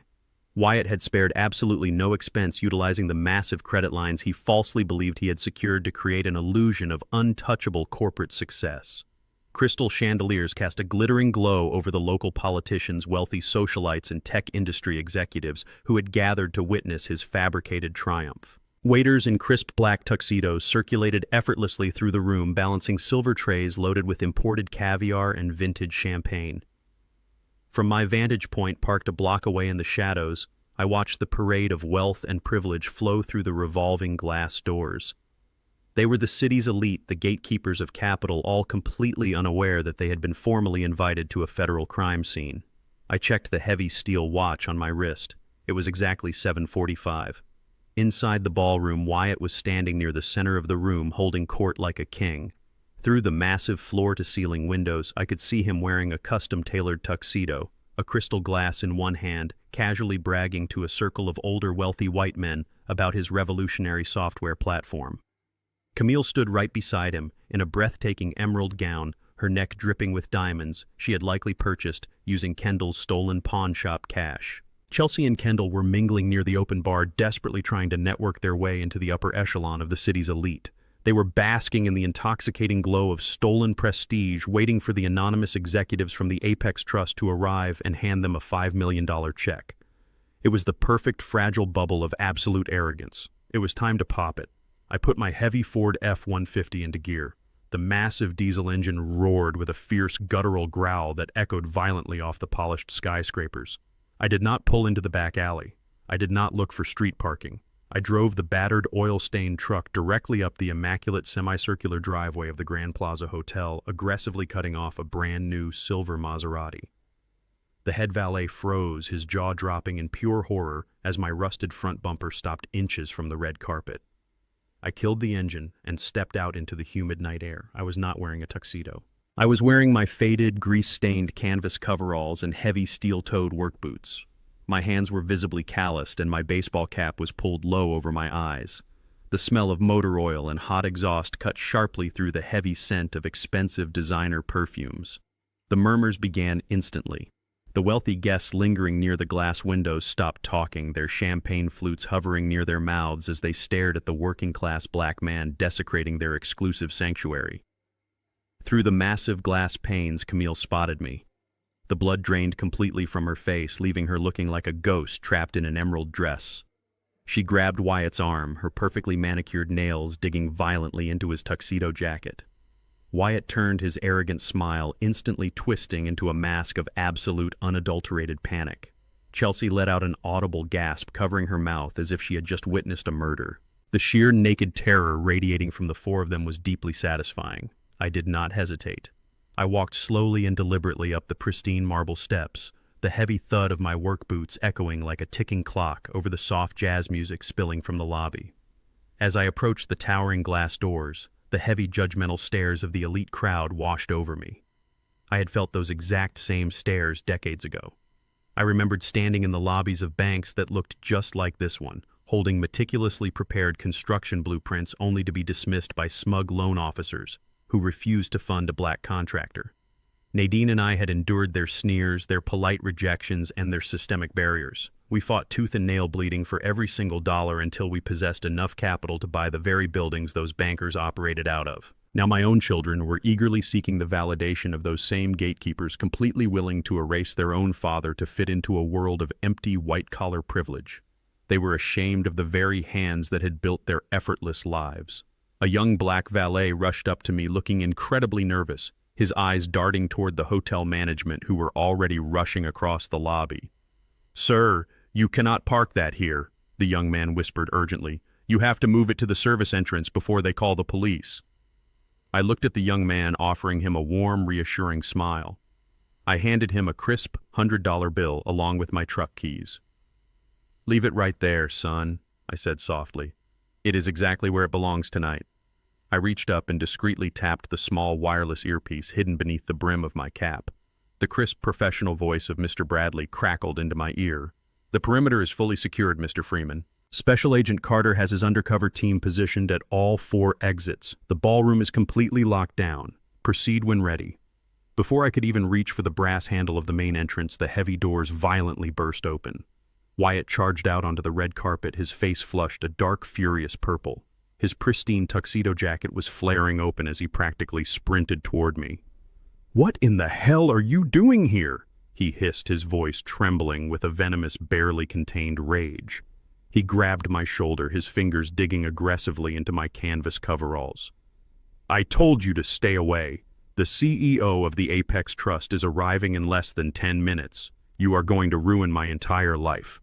Get back in that disgusting piece of trash and leave immediately before I have you arrested for trespassing." Camille and Chelsea were right behind him, their faces contorted in sheer panic and extreme humiliation. "Security!" Camille shrieked, waving frantically at the 2 massive uniformed hotel guards rushing out of the lobby. "Remove this man immediately. He does not belong here. He is harassing our guests." The 2 large security guards quickly closed the distance, their hands reaching out aggressively to grab my arms and physically drag me down the marble steps. The wealthy guests pressed against the glass, eagerly watching the poor, dirty handyman get violently ejected from their elite paradise. I did not step back. I did not raise my hands to defend myself. I simply stared dead into Wyatt's terrified, greedy eyes, waiting for the final curtain to drop. The heavy hands of the hotel security guards clamped down hard on my shoulders. I planted my steel-toed boots firmly onto the polished marble of the Grand Plaza entrance. I did not struggle, but I did not yield a single inch. I had hauled hundreds of pounds of concrete and steel for decades. 2 men in cheap suits were not going to move me unless I allowed it.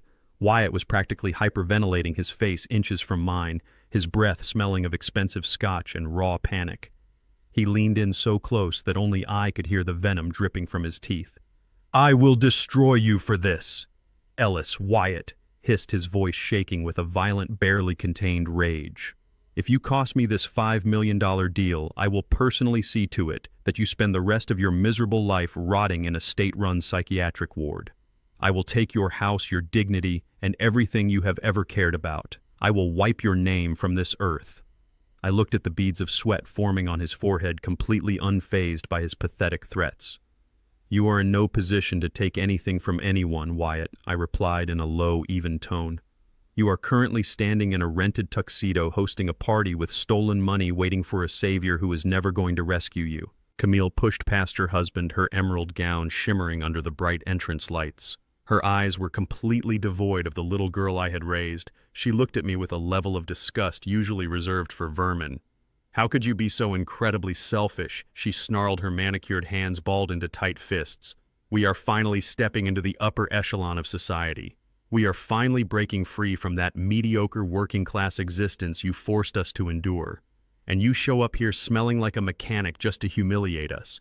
You are pathetic. You are nothing but an anchor trying to drag us down to your level. Security, get him out of my sight right now." Chelsea strutted out of the revolving glass doors, adjusting the diamond necklace around her throat. She did not even bother to lower her voice, clearly wanting the elite crowd pressed against the lobby glass to hear her fabricated narrative. "Please forgive this disruption, everyone," Chelsea announced loudly, waving a dismissive hand toward me. "This is just a confused, disgruntled handyman who used to do some minor plumbing work for our estate. He clearly forgot to take his medication and wandered to the wrong address. The authorities will handle him shortly." Kendall stepped out right behind his wife, looking impeccably sharp in the bespoke suit he had purchased with the cash from my stolen vintage Rolex. He did not look like my son. He looked like a cheap, hollow imitation of a wealthy man. He grabbed my arm, trying to yank me toward the truck, but my grip on my own stance was unbreakable. "Dad, stop embarrassing yourself and get back in that garbage truck," Kendall muttered through gritted teeth, aggressively refusing to make eye contact with me.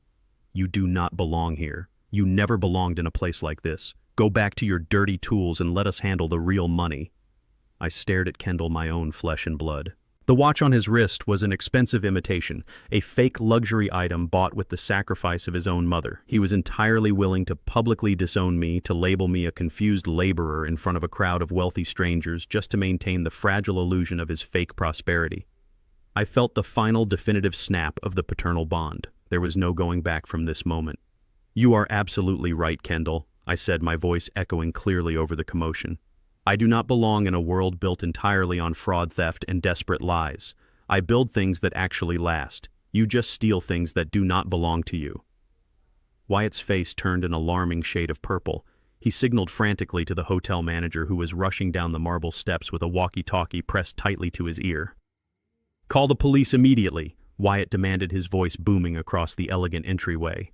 "I want this man arrested for trespassing, harassment, and public intoxication. Have his disgusting vehicle towed to the city impound. We have a billionaire CEO arriving at any second, and I will not allow this trash to ruin a $50 million valuation." The wealthy guests inside the lobby were whispering to each other, pointing at my grease-stained coveralls and shaking their heads in collective disapproval. They saw exactly what Wyatt wanted them to see. A poor, uneducated black man causing a violent scene at a high-society event. They had no idea they were witnessing the greatest financial ambush of the decade. I looked directly at the hotel manager, who was reaching for his radio to call the local precinct. "I would highly advise against making that call, son," I warned him calmly. "You are going to want to see exactly how this plays out." Wyatt let out a loud, mocking laugh, throwing his hands up in the air. "Do you hear this guy?" Wyatt yelled, turning to the affluent crowd to gather their sympathy and validate his superiority. "He thinks he is in charge. He thinks he actually matters. You are nothing, Ellis. You are a relic of the past. You will die in that empty house with nothing to your name while we ascend to the absolute peak of the financial world. Now get your hands off my property and get out of my face."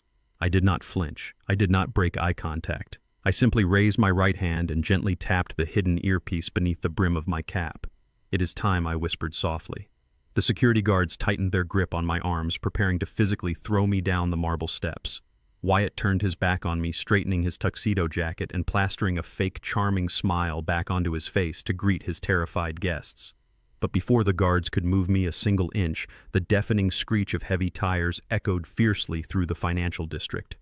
A massive, impenetrable convoy of sleek, black-armored SUVs and a custom bulletproof limousine aggressively rounded the corner. They did not pull up to the valet stand.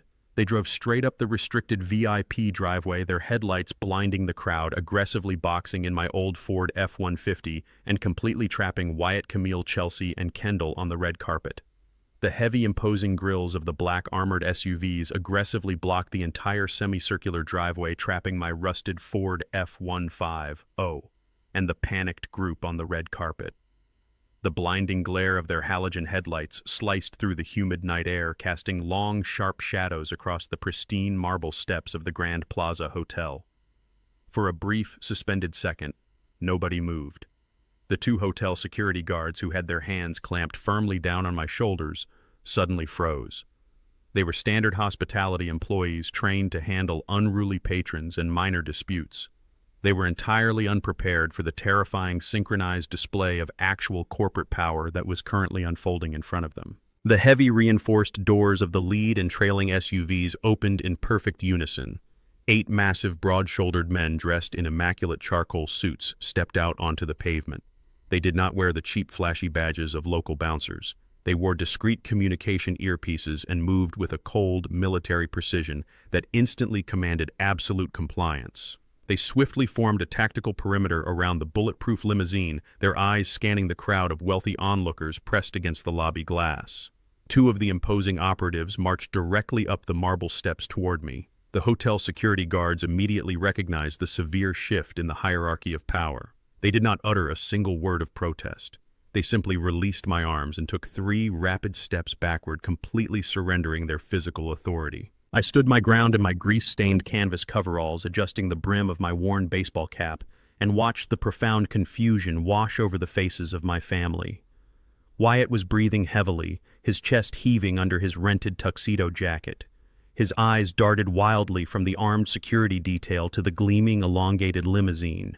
Because his entire existence was built on an unstable foundation of sheer arrogance and desperate delusion. His mind instantly misinterpreted the massive show of force. He genuinely believed that his salvation had just arrived. He thought the billionaire executives from the Apex Trust had deployed their elite private security to escort him into the high society event.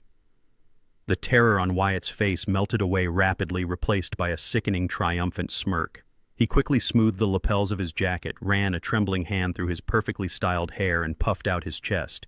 He turned to Camille, offering her a reassuring, arrogant wink. Camille instantly straightened her posture, adjusting her emerald gown and lifting her chin to project the haughty demeanor of a wealthy tech founder's wife. Chelsea and Kendall mirrored their movements, quickly composing themselves, desperately eager to play their fabricated roles for the anonymous billionaires they believed were about to hand them a $5 million check. Wyatt stepped forward, completely ignoring me, and positioned himself at the very edge of the red carpet. He was ready to greet his saviors and apologize for the unsightly, dirty handyman who had briefly disrupted his glorious coronation.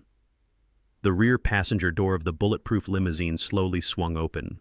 A heavy, leather-clad dress shoe stepped out onto the pavement. Mr. Bradley emerged from the luxurious interior of the vehicle. He looked absolutely immaculate. He wore a custom-tailored navy blue Tom Ford suit, a crisp white shirt, and a silk tie perfectly knotted at his collar. He carried a thick leather-bound portfolio under his left arm, the exact portfolio containing the ironclad federal trap contract that Wyatt had eagerly agreed to sign. Mr. Bradley adjusted his cuffs, his sharp, analytical eyes sweeping over the grand entrance of the hotel. He exuded an aura of immense, untouchable wealth and undeniable legal authority. He was the absolute embodiment of the elite corporate world that Wyatt so desperately wanted to infiltrate. Wyatt's eyes lit up with sheer, unadulterated greed. He stepped off the marble steps and walked briskly toward the limousine, extending his right hand in a grand, welcoming gesture. "Welcome to the Grand Plaza Hotel," Wyatt projected loudly, ensuring his voice carried over the ambient noise of the idling engines so the wealthy guests inside the lobby could hear him. "I am Wyatt, the founder and CEO. We are incredibly honored to host the Apex Trust tonight. Please accept my deepest apologies for the minor disturbance at the entrance. We are currently having that confused trespasser removed from the premises so we can proceed with the signing." I watched my son-in-law offer his hand, his entire future banking on this single fabricated interaction. Mr. Bradley did not slow his pace. He did not extend his hand in return. He did not even look at Wyatt. Mr. Bradley walked right past the desperate, fraudulent tech CEO as if he were completely invisible. He treated Wyatt exactly the way Wyatt had treated me for the past 5 years, like an irrelevant, invisible speck of dirt on the pavement. Wyatt's outstretched hand hung pathetically in the empty air. His triumphant smile shattered instantly, replaced by a look of profound, agonizing confusion. Camille let out a small, sharp gasp, stepping back as the private security operatives seamlessly formed a protective barrier between the lawyer and her husband. Kendall and Chelsea stared in absolute shock, their social climbing dreams colliding violently with a reality they could not yet comprehend. Mr. Bradley marched directly up the marble steps, walking straight toward me. The wealthy onlookers, pressing their faces against the heavy glass doors of the lobby, watched in breathless fascination. They expected the high-powered executive to order his security team to violently throw the dirty working-class black man off the property. Instead, Mr. Bradley stopped exactly 2 feet in front of me. He offered a crisp, formal nod of profound respect, acknowledging my absolute authority without speaking a single word. The silence that fell over the entrance of the Grand Plaza Hotel was heavy and suffocating. It was the kind of absolute terrifying quiet that precedes a catastrophic explosion. You could hear the distant wail of a city siren and the quiet hum of the armored engines, but no one on the red carpet dared to take a breath. The sheer, undeniable tension was wrapping around Wyatt's throat like a physical vice. He stared at Mr. Bradley, then at me, his mind frantically trying to process the impossible visual of a top-tier corporate lawyer showing deference to an oil-stained handyman. Mr. Bradley turned his back to Wyatt and faced the grand entrance of the hotel. To the left of the heavy revolving doors stood a sleek, modern podium setup intended for the valet manager to announce arriving VIP guests. One of the private security operatives stepped forward swiftly, unplugged the valet microphone from its stand, and handed it directly to the lawyer. Mr. Bradley gripped the microphone firmly in his right hand. He tapped the heavy steel mesh once. A sharp, resonant thump echoed through the outdoor speakers and reverberated across the immaculate marble courtyard. The sound sliced through the humid night air, instantly silencing any remaining whispers from the affluent crowd gathered behind the lobby glass. The stage was perfectly set. The trap was entirely secured. The elite society that Wyatt, Camille, Chelsea, and Kendall had lied, stolen, and forged federal documents to impress was now a captive audience. They were all waiting for the anonymous representative of the multi-billion-dollar Apex Trust to speak. The crisp, sharp thump of Mr. Bradley tapping the valet microphone echoed ominously across the immaculate marble courtyard. The sound sliced through the heavy, humid night air, carrying perfectly through the outdoor speakers and penetrating the thick glass doors of the Grand Plaza Hotel. Inside the opulent grand lobby, the bustling high society event came to an abrupt, jarring halt. The wealthy tech executives, the local politicians, and the elite socialites pressed against the glass immediately ceased their conversations. The clinking of crystal champagne flutes vanished. The soft ambient jazz music spilling from the interior speakers suddenly felt entirely out of place. Everyone was completely captivated by the intense, bizarre standoff unfolding on the red carpet. Wyatt stood frozen in his custom-tailored tuxedo, his outstretched right hand still hanging awkwardly in the empty space between him and the powerful corporate lawyer. He slowly lowered his arm, his chest heaving with erratic, panicked breaths. His delusional mind was desperately trying to comprehend why the senior managing partner of a multi-billion-dollar private equity fund was ignoring him entirely and holding a microphone instead of a $5 million contract. Mr. Bradley stood tall, his posture projecting absolute, undeniable authority. He brought the microphone close to his mouth. "Ladies and gentlemen," the lawyer announced, his voice smooth, commanding, and carrying the immense weight of boundless capital.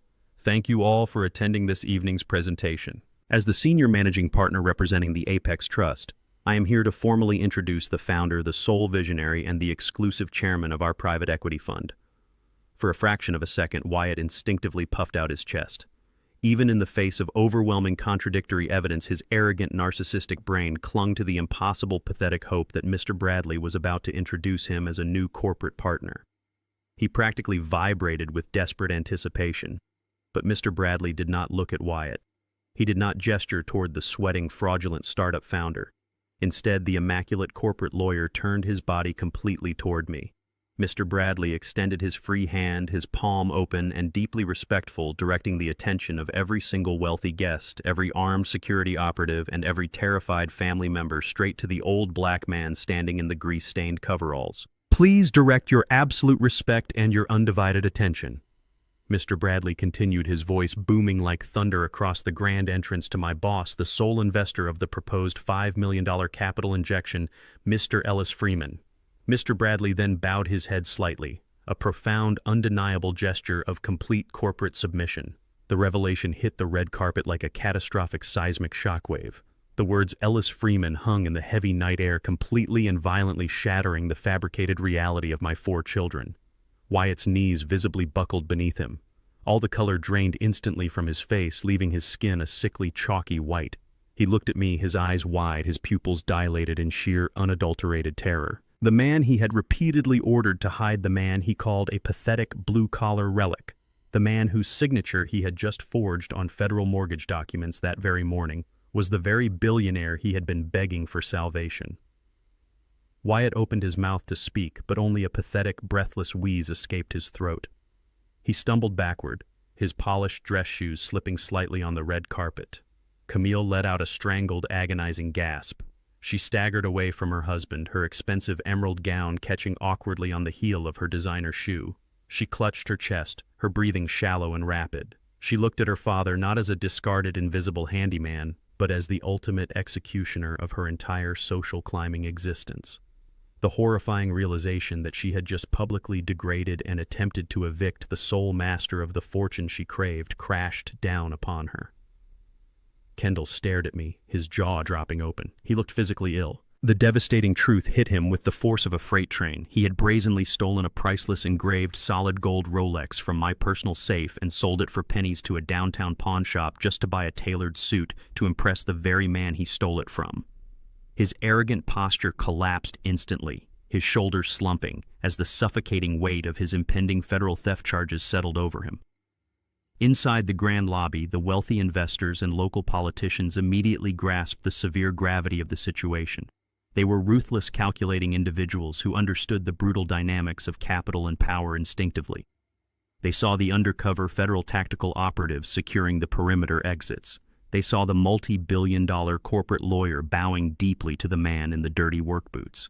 And they looked at Wyatt, the sweat pouring profusely down his face, realizing he was nothing but a hollow, fraudulent imposter. The affluent crowd began to physically step back from the glass doors. They moved with a synchronized, urgent revulsion, distancing themselves from the toxic tech founder as if he were infected with a highly contagious, lethal disease. Nobody wanted to be photographed or associated with a man who had just provoked the wrath of an invisible billionaire. Wyatt was now completely isolated on the red carpet. He was hyperventilating, his hands shaking violently at his sides, his eyes darting frantically, looking for an escape route that did not exist. Chelsea, standing near the revolving doors, lost her grip on reality entirely. The delicate crystal champagne flute she had been gripping slipped from her trembling, manicured fingers. It hit the polished marble steps with a sharp, explosive shatter. The sound of the breaking glass rang out clearly in the dead silent courtyard. Shards of expensive crystal and vintage champagne splashed across her designer heels, but she did not even look down. She just stared at me in absolute horrified disbelief. The fake empire they had all tried to build on my back had completely collapsed into dust and broken glass right in front of their eyes. I did not smile. I did not gloat.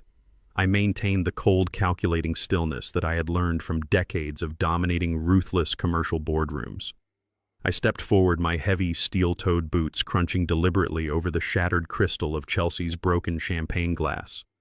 I walked right past Wyatt, who was trembling so violently he looked like he might genuinely faint on the red carpet. I stepped directly up to the valet podium. Mr. Bradley smoothly handed me the microphone, stepping back to stand shoulder to shoulder with the armed, silent security operatives. I reached up with my grease-stained fingers and slowly adjusted the brim of my faded baseball cap. I looked through the massive glass doors at the elite crowd who had just sneered at me moments ago, and then I turned my gaze directly onto Wyatt. The microphone crackled slightly as I brought it to my mouth. "You were absolutely right this morning, Wyatt," I said, my voice deep, calm, and echoing ruthlessly across the Grand Plaza entrance. "My old truck is an absolute embarrassment. It is dirty, it is loud, and it does not belong at a prestigious corporate event." I paused, letting the heavy, terrifying silence stretch out for a suffocating moment, locking eyes with my terrified son-in-law. "But what you have done," I continued, my tone turning to pure, unforgiving ice, "is far, far worse." My voice reverberated off the massive stone pillars and cut straight through the manicured crowd gathered inside the glass lobby. I did not break eye contact with Wyatt for a single second. "As the sole chairman and primary decision-maker of the Apex Trust, I am standing here tonight to make a formal public announcement regarding the highly anticipated venture capital injection." I paused, letting the heavy, suffocating silence amplify his absolute dread. Every wealthy investor pressing their face against the glass held their breath. The $5 million investment offer extended to this fabricated technology startup is hereby permanently revoked. The collective gasp from the affluent onlookers was loud enough to penetrate the thick revolving doors. Wyatt physically swayed his knees, buckling so severely he had to grab the edge of the brass valet stand just to keep from collapsing onto the concrete pavement. The imaginary empire he had built in his mind over the last 48 hours was instantly vaporized. Camille buried her face in her hands, letting out a sharp, pathetic sob as the reality of their massive financial ruin finally set in. They were completely bankrupt, and everyone in their precious high society circle now knew it. I handed the microphone back to the terrified valet and turned toward Mr. Bradley. The impeccably dressed lawyer stepped forward, unzipping the heavy leather portfolio he had been carrying tightly under his arm. He retrieved a thick stack of legal documents, their edges crisp and undeniably official. I took the papers from his hands and walked directly up to Wyatt, dropping the heavy stack squarely onto the valet podium with a loud, authoritative slap. "These are not just investment cancellation forms, Wyatt," I stated, my voice dropping to a low, lethal register that only he, my daughter, and the immediate security detail could hear. "This top document is a direct verified copy of the $2 million commercial mortgage application you initiated 3 days ago. The exact application where you deliberately and fraudulently forged my signature to leverage my personal estate." Wyatt stared down at the printed pages, his mouth opening and closing soundlessly like a suffocating fish.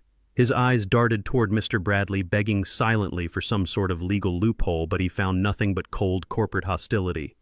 "You thought you were a financial genius?" I continued, relentlessly ensuring every word acted as a hammer blow to his fragile ego. "You thought you could bypass the federal banking system by stealing an old man's Social Security card from a floor safe. But you did not outsmart anyone. I instructed my legal team to let that specific loan process. I watched you happily sign your own name to a massive federal wire fraud scheme. You did not secure funding for your fake company. You secured a mandatory minimum sentence in a federal penitentiary." Camille stepped forward, her emerald dress rustling aggressively against the pavement. She reached out with a trembling hand, her eyes filled with desperate, manipulative tears that had worked on me so many times when she was a child. "Dad, please," she begged, her voice cracking under the sheer weight of her impending destruction. "He made a mistake. We were just so incredibly desperate for the business to succeed. We can cancel the loan tomorrow morning. We can give the house back to you. You cannot do this to your own family. We are your blood." I looked at my daughter, feeling absolutely nothing but profound, hollow disappointment. "You forfeited the right to call yourselves my family the moment you sat around my dining table and plotted to lock me in a psychiatric ward," I replied, my tone turning to pure, unforgiving ice. Mr. Bradley reached into his pocket and handed me a small, encrypted digital recorder. I pressed a single button, holding the device up for them to see. The crisp, clear audio of Wyatt's voice filled the tight space between us. "The old man is clearly losing his mind. We will get a psychiatric certificate. Once we have medical power of attorney, he will lose all control of the estate." The recording clicked off, leaving a ringing silence. Camille staggered backward as if she had been physically struck by a heavy blow. She knew I had heard every single vile word. The brutal, undeniable truth of their malicious medical conspiracy was out in the open, completely obliterating any pathetic excuse she could possibly fabricate to save herself. I turned my back on Wyatt and Camille, shifting my unwavering, furious focus directly to Kendall and Chelsea. They were huddled together near the edge of the red carpet, looking exactly like terrified rats caught in a blinding spotlight. Kendall was sweating profusely, the moisture seeping through the collar of his brand-new bespoke suit. I reached into the front pocket of my canvas coveralls and pulled out a crumpled white envelope. I walked over and tossed it directly at his chest with a flick of my wrist. The envelope hit his lapel, and a small printed receipt fluttered out, landing face up on the pristine marble steps. "That is the exact transaction log from the downtown pawn shop," I stated coldly, watching his eyes widen in sheer, unadulterated horror. "You broke into my personal safe to steal the solid gold Rolex your mother bought me for our 20th wedding anniversary. You took a priceless family heirloom and sold it to a stranger for $8,000 just so you could buy a cheap suit and your wife could buy a designer dress for a corporate party that was never going to happen." Chelsea let out a high-pitched, hysterical whine, desperately looking around to see if the wealthy guests inside were close enough to hear the brutal accusation of common theft. Kendall could not even meet my gaze. He stared down at his expensive leather shoes, completely stripped of his arrogant bravado and unearned pride. "You both absolutely disgust me," I continued, my voice echoing with absolute crushing finality.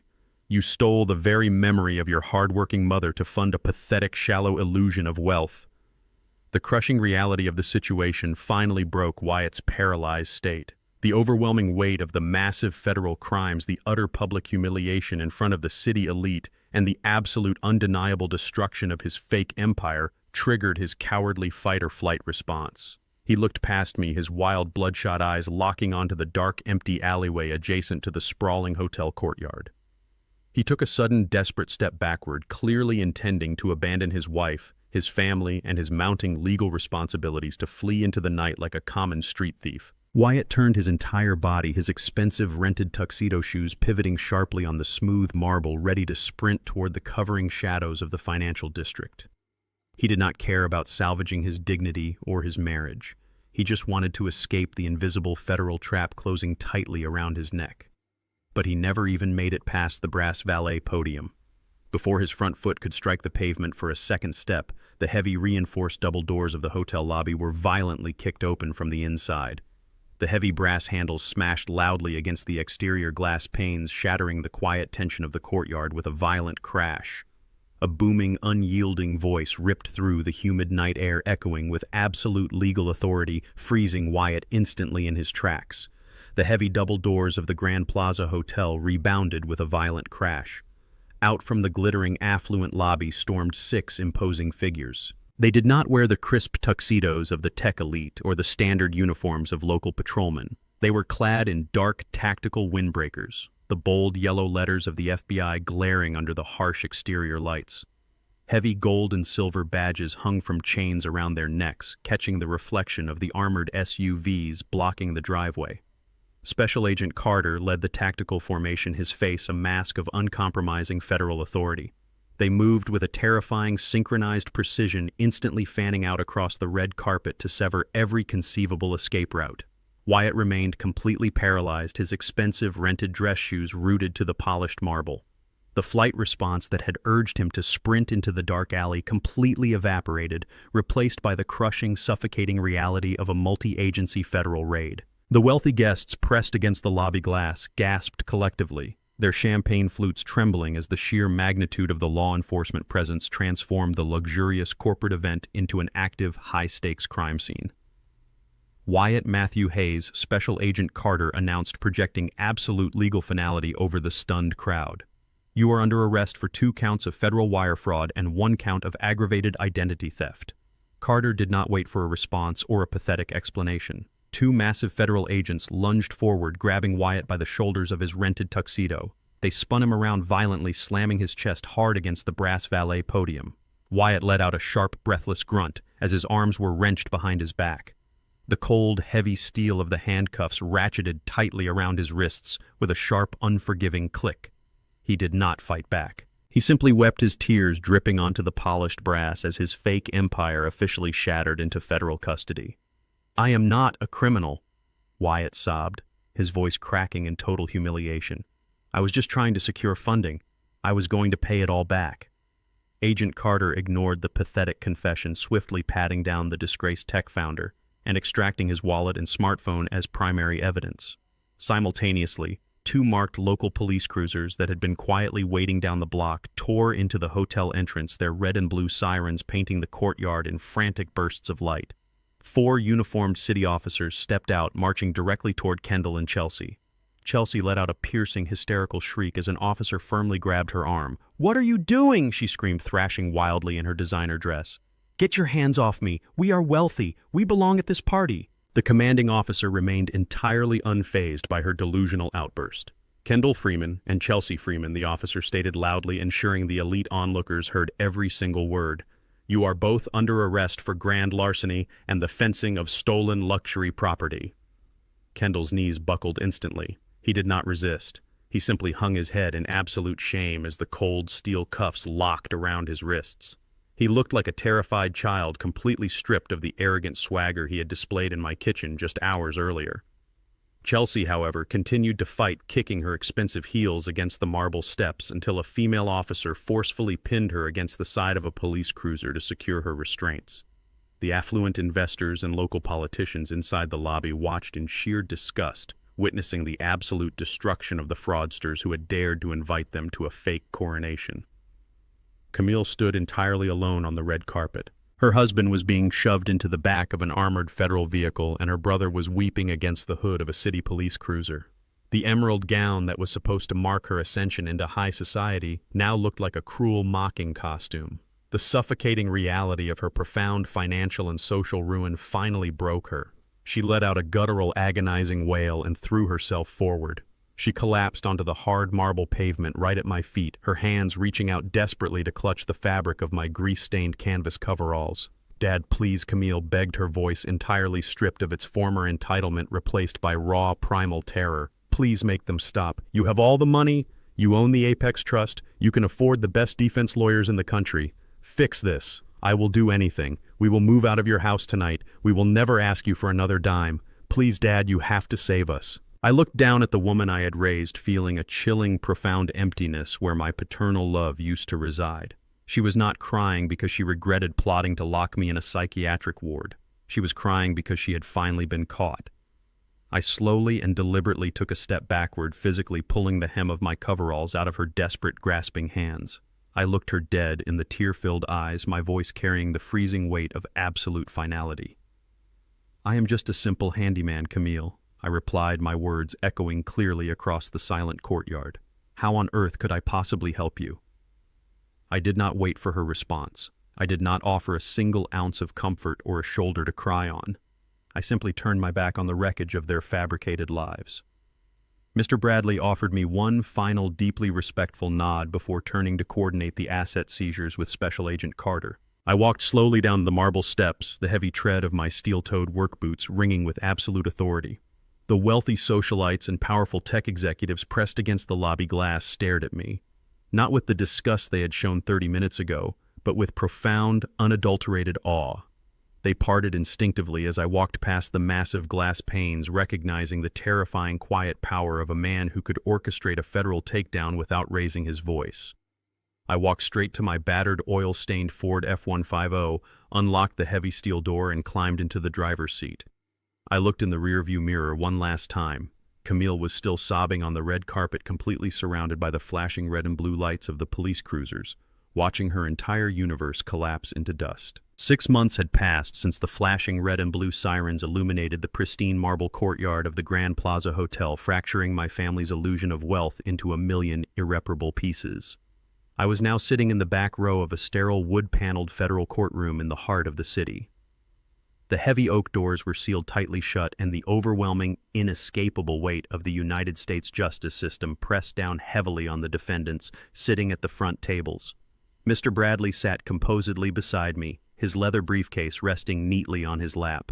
We were merely silent spectators, now watching the inevitable conclusion of a disaster my children had entirely brought upon themselves. The federal judge, a stern woman with absolutely zero tolerance for white-collar crime and financial manipulation, adjusted her glasses and looked down from her elevated bench. The air in the room was completely stagnant, thick with the smell of floor wax and impending doom. Wyatt stood before her, entirely stripped of his bespoke tailored suits and his arrogant, unearned smirks. He was wearing a standard oversized orange prison jumpsuit. His wrists were heavily shackled to his waist, his shoulders slumped in absolute irreversible defeat. The grand illusion of his elite tech empire had been completely reduced to a thick stack of damning federal indictments resting on the judge's desk. The judge did not mince her words or offer a single shred of leniency. She methodically outlined the sheer audacity of the $2 million commercial mortgage fraud, the aggravated identity theft, and the brazen attempt to deceive a federally insured banking institution. Wyatt Matthew Hayes, she announced, her voice echoing with cold, uncompromising finality, "You are sentenced to 15 years in a federal penitentiary without the possibility of early parole." Wyatt physically collapsed against the defense table, letting out a hollow, agonizing sob as the armed federal marshals immediately hauled him away. There would be no luxury chalets, no expensive green smoothies, and no high society galas in his foreseeable future. He was facing a decade and a half of bare concrete walls and heavy steel doors. Kendall and Chelsea were next on the docket, facing the local municipal judge in a separate hearing later that exact same afternoon for the brazen theft of Nadine's solid gold Rolex. They managed to avoid hard prison time by pleading guilty to grand larceny, but the judge showed them absolutely no mercy regarding their punishment. They were both handed 3 years of strict probation and ordered to complete 1,000 hours of grueling manual community service. The very next week, I drove my truck past the city highway and saw them wearing bright yellow reflective vests, sweating profusely under the unforgiving summer sun. The couple who had once turned up their noses at my honest labor were now actively picking up discarded fast food wrappers and filthy trash from the muddy roadside ditches. They were finally doing honest manual labor, though certainly not by choice. Camille was not criminally charged with any federal offenses, but her ultimate punishment was arguably a life sentence of profound, inescapable humiliation. Without my silent financial safety net, and with Wyatt's assets entirely seized by federal authorities to pay back his massive list of defrauded creditors, she was left completely destitute. The grand 6-bedroom estate they had occupied rent-free was officially put on the market. I liquidated the property for a massive cash sum, selling it to a lovely young doctor and his family, and permanently severed my last physical tie to my ungrateful offspring. Forced to survive entirely on her own, Camille was forced to move into a tiny rundown studio apartment in a remarkably rough neighborhood. She secured a minimum wage job working as a waitress at a greasy 24-hour diner on the industrial edge of town. She spent her long, exhausting shifts wiping down sticky laminated tables and serving cheap black coffee to weary truck drivers desperately trying to chip away at the mountain of secondary debt Wyatt had maliciously left in her name.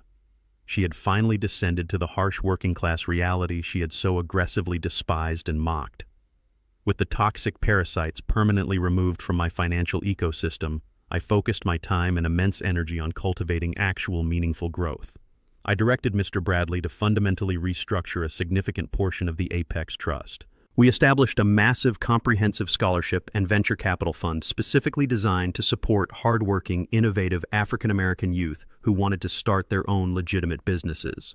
Instead of funding lazy, entitled frauds who wanted to skip the struggle, my money was now actively breaking down the same systemic financial barriers that Nadine and I had fought so bitterly to overcome decades ago.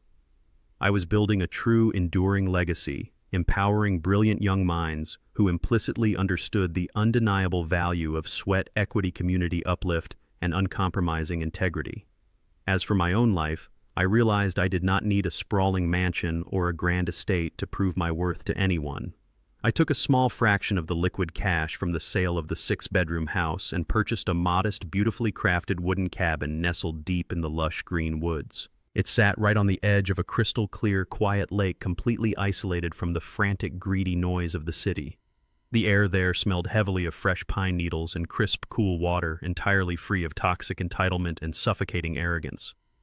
I spent my early mornings fishing in the rolling mist, my afternoons reading quietly on the wraparound wooden porch, and my evenings enjoying the profound, unbroken silence of nature. I was surrounded by a deep, resonant peace that money alone could not buy, a tranquility born entirely from cutting out the rot that had infected my life for far too long. After finalizing the last of the trust paperwork with Mr. Bradley, I walked out of the federal building and stepped into the bright, blinding afternoon sun.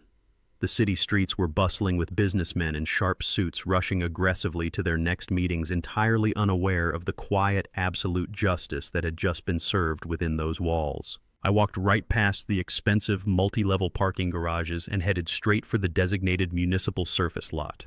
Sitting there looking beautifully rugged, perfectly reliable, and entirely unbothered by the passage of time was my battered, oil-stained Ford F-150.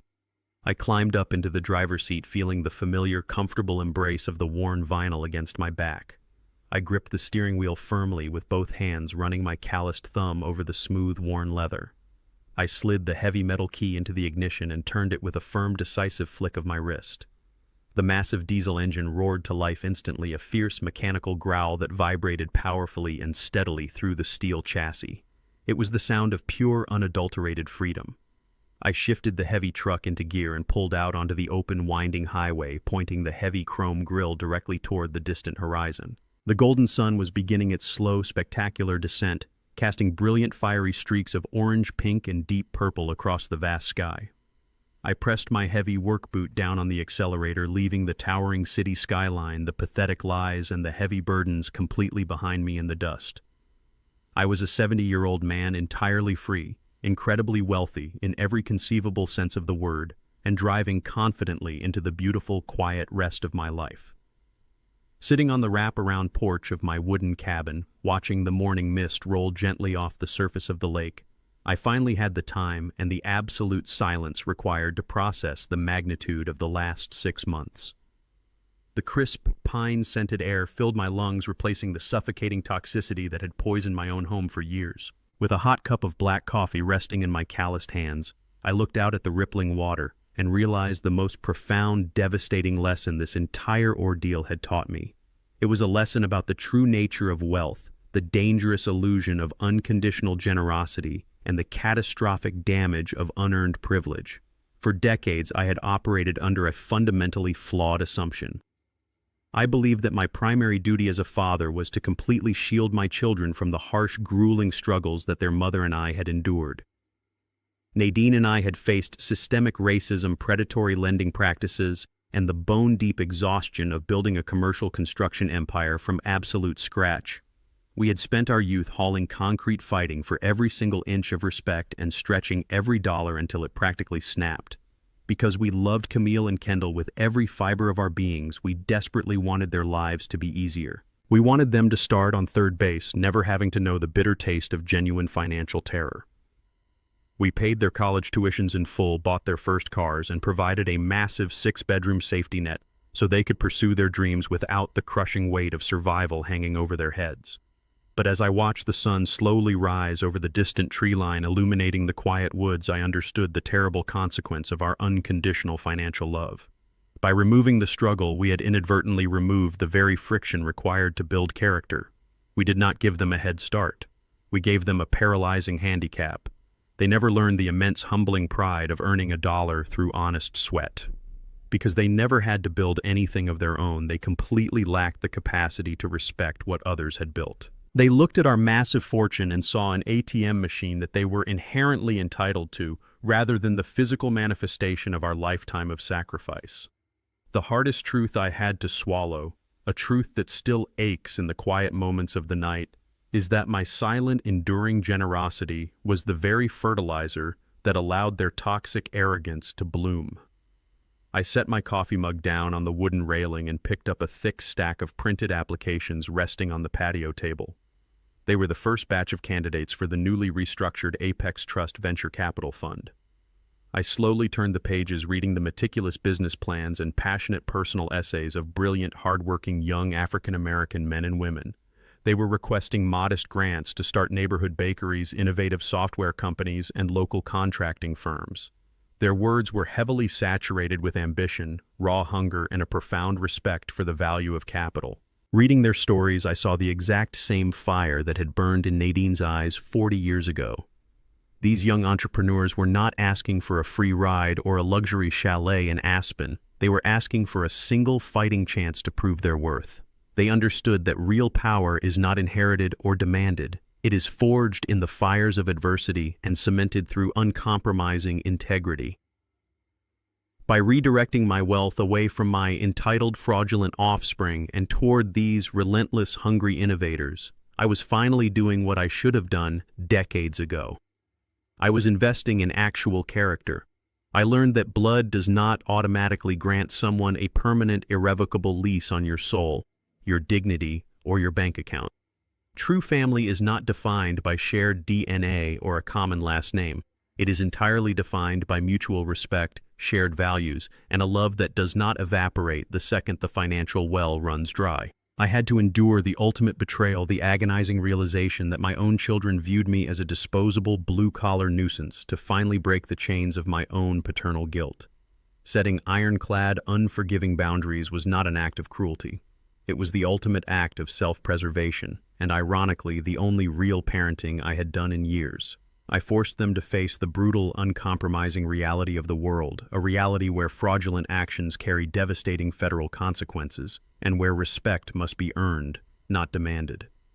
As the morning sun fully illuminated the tranquil lake, casting a brilliant, blinding golden light across the rippling water, I leaned back in my wooden rocking chair. I felt a profound, unshakable peace settle deep into my bones. The heavy, agonizing burdens of my past were permanently severed, locked away in federal penitentiaries and run-down diners. I was a 70-year-old man who had successfully reclaimed his empire, his narrative, and his absolute freedom. I had learned the hardest lesson of all, but I had survived to tell the tale richer in spirit and wisdom than ever before. If my journey has reminded you of your own worth, please let me know your thoughts in the comments below, and do not forget to like and subscribe for more stories of surviving betrayal and reclaiming your absolute power.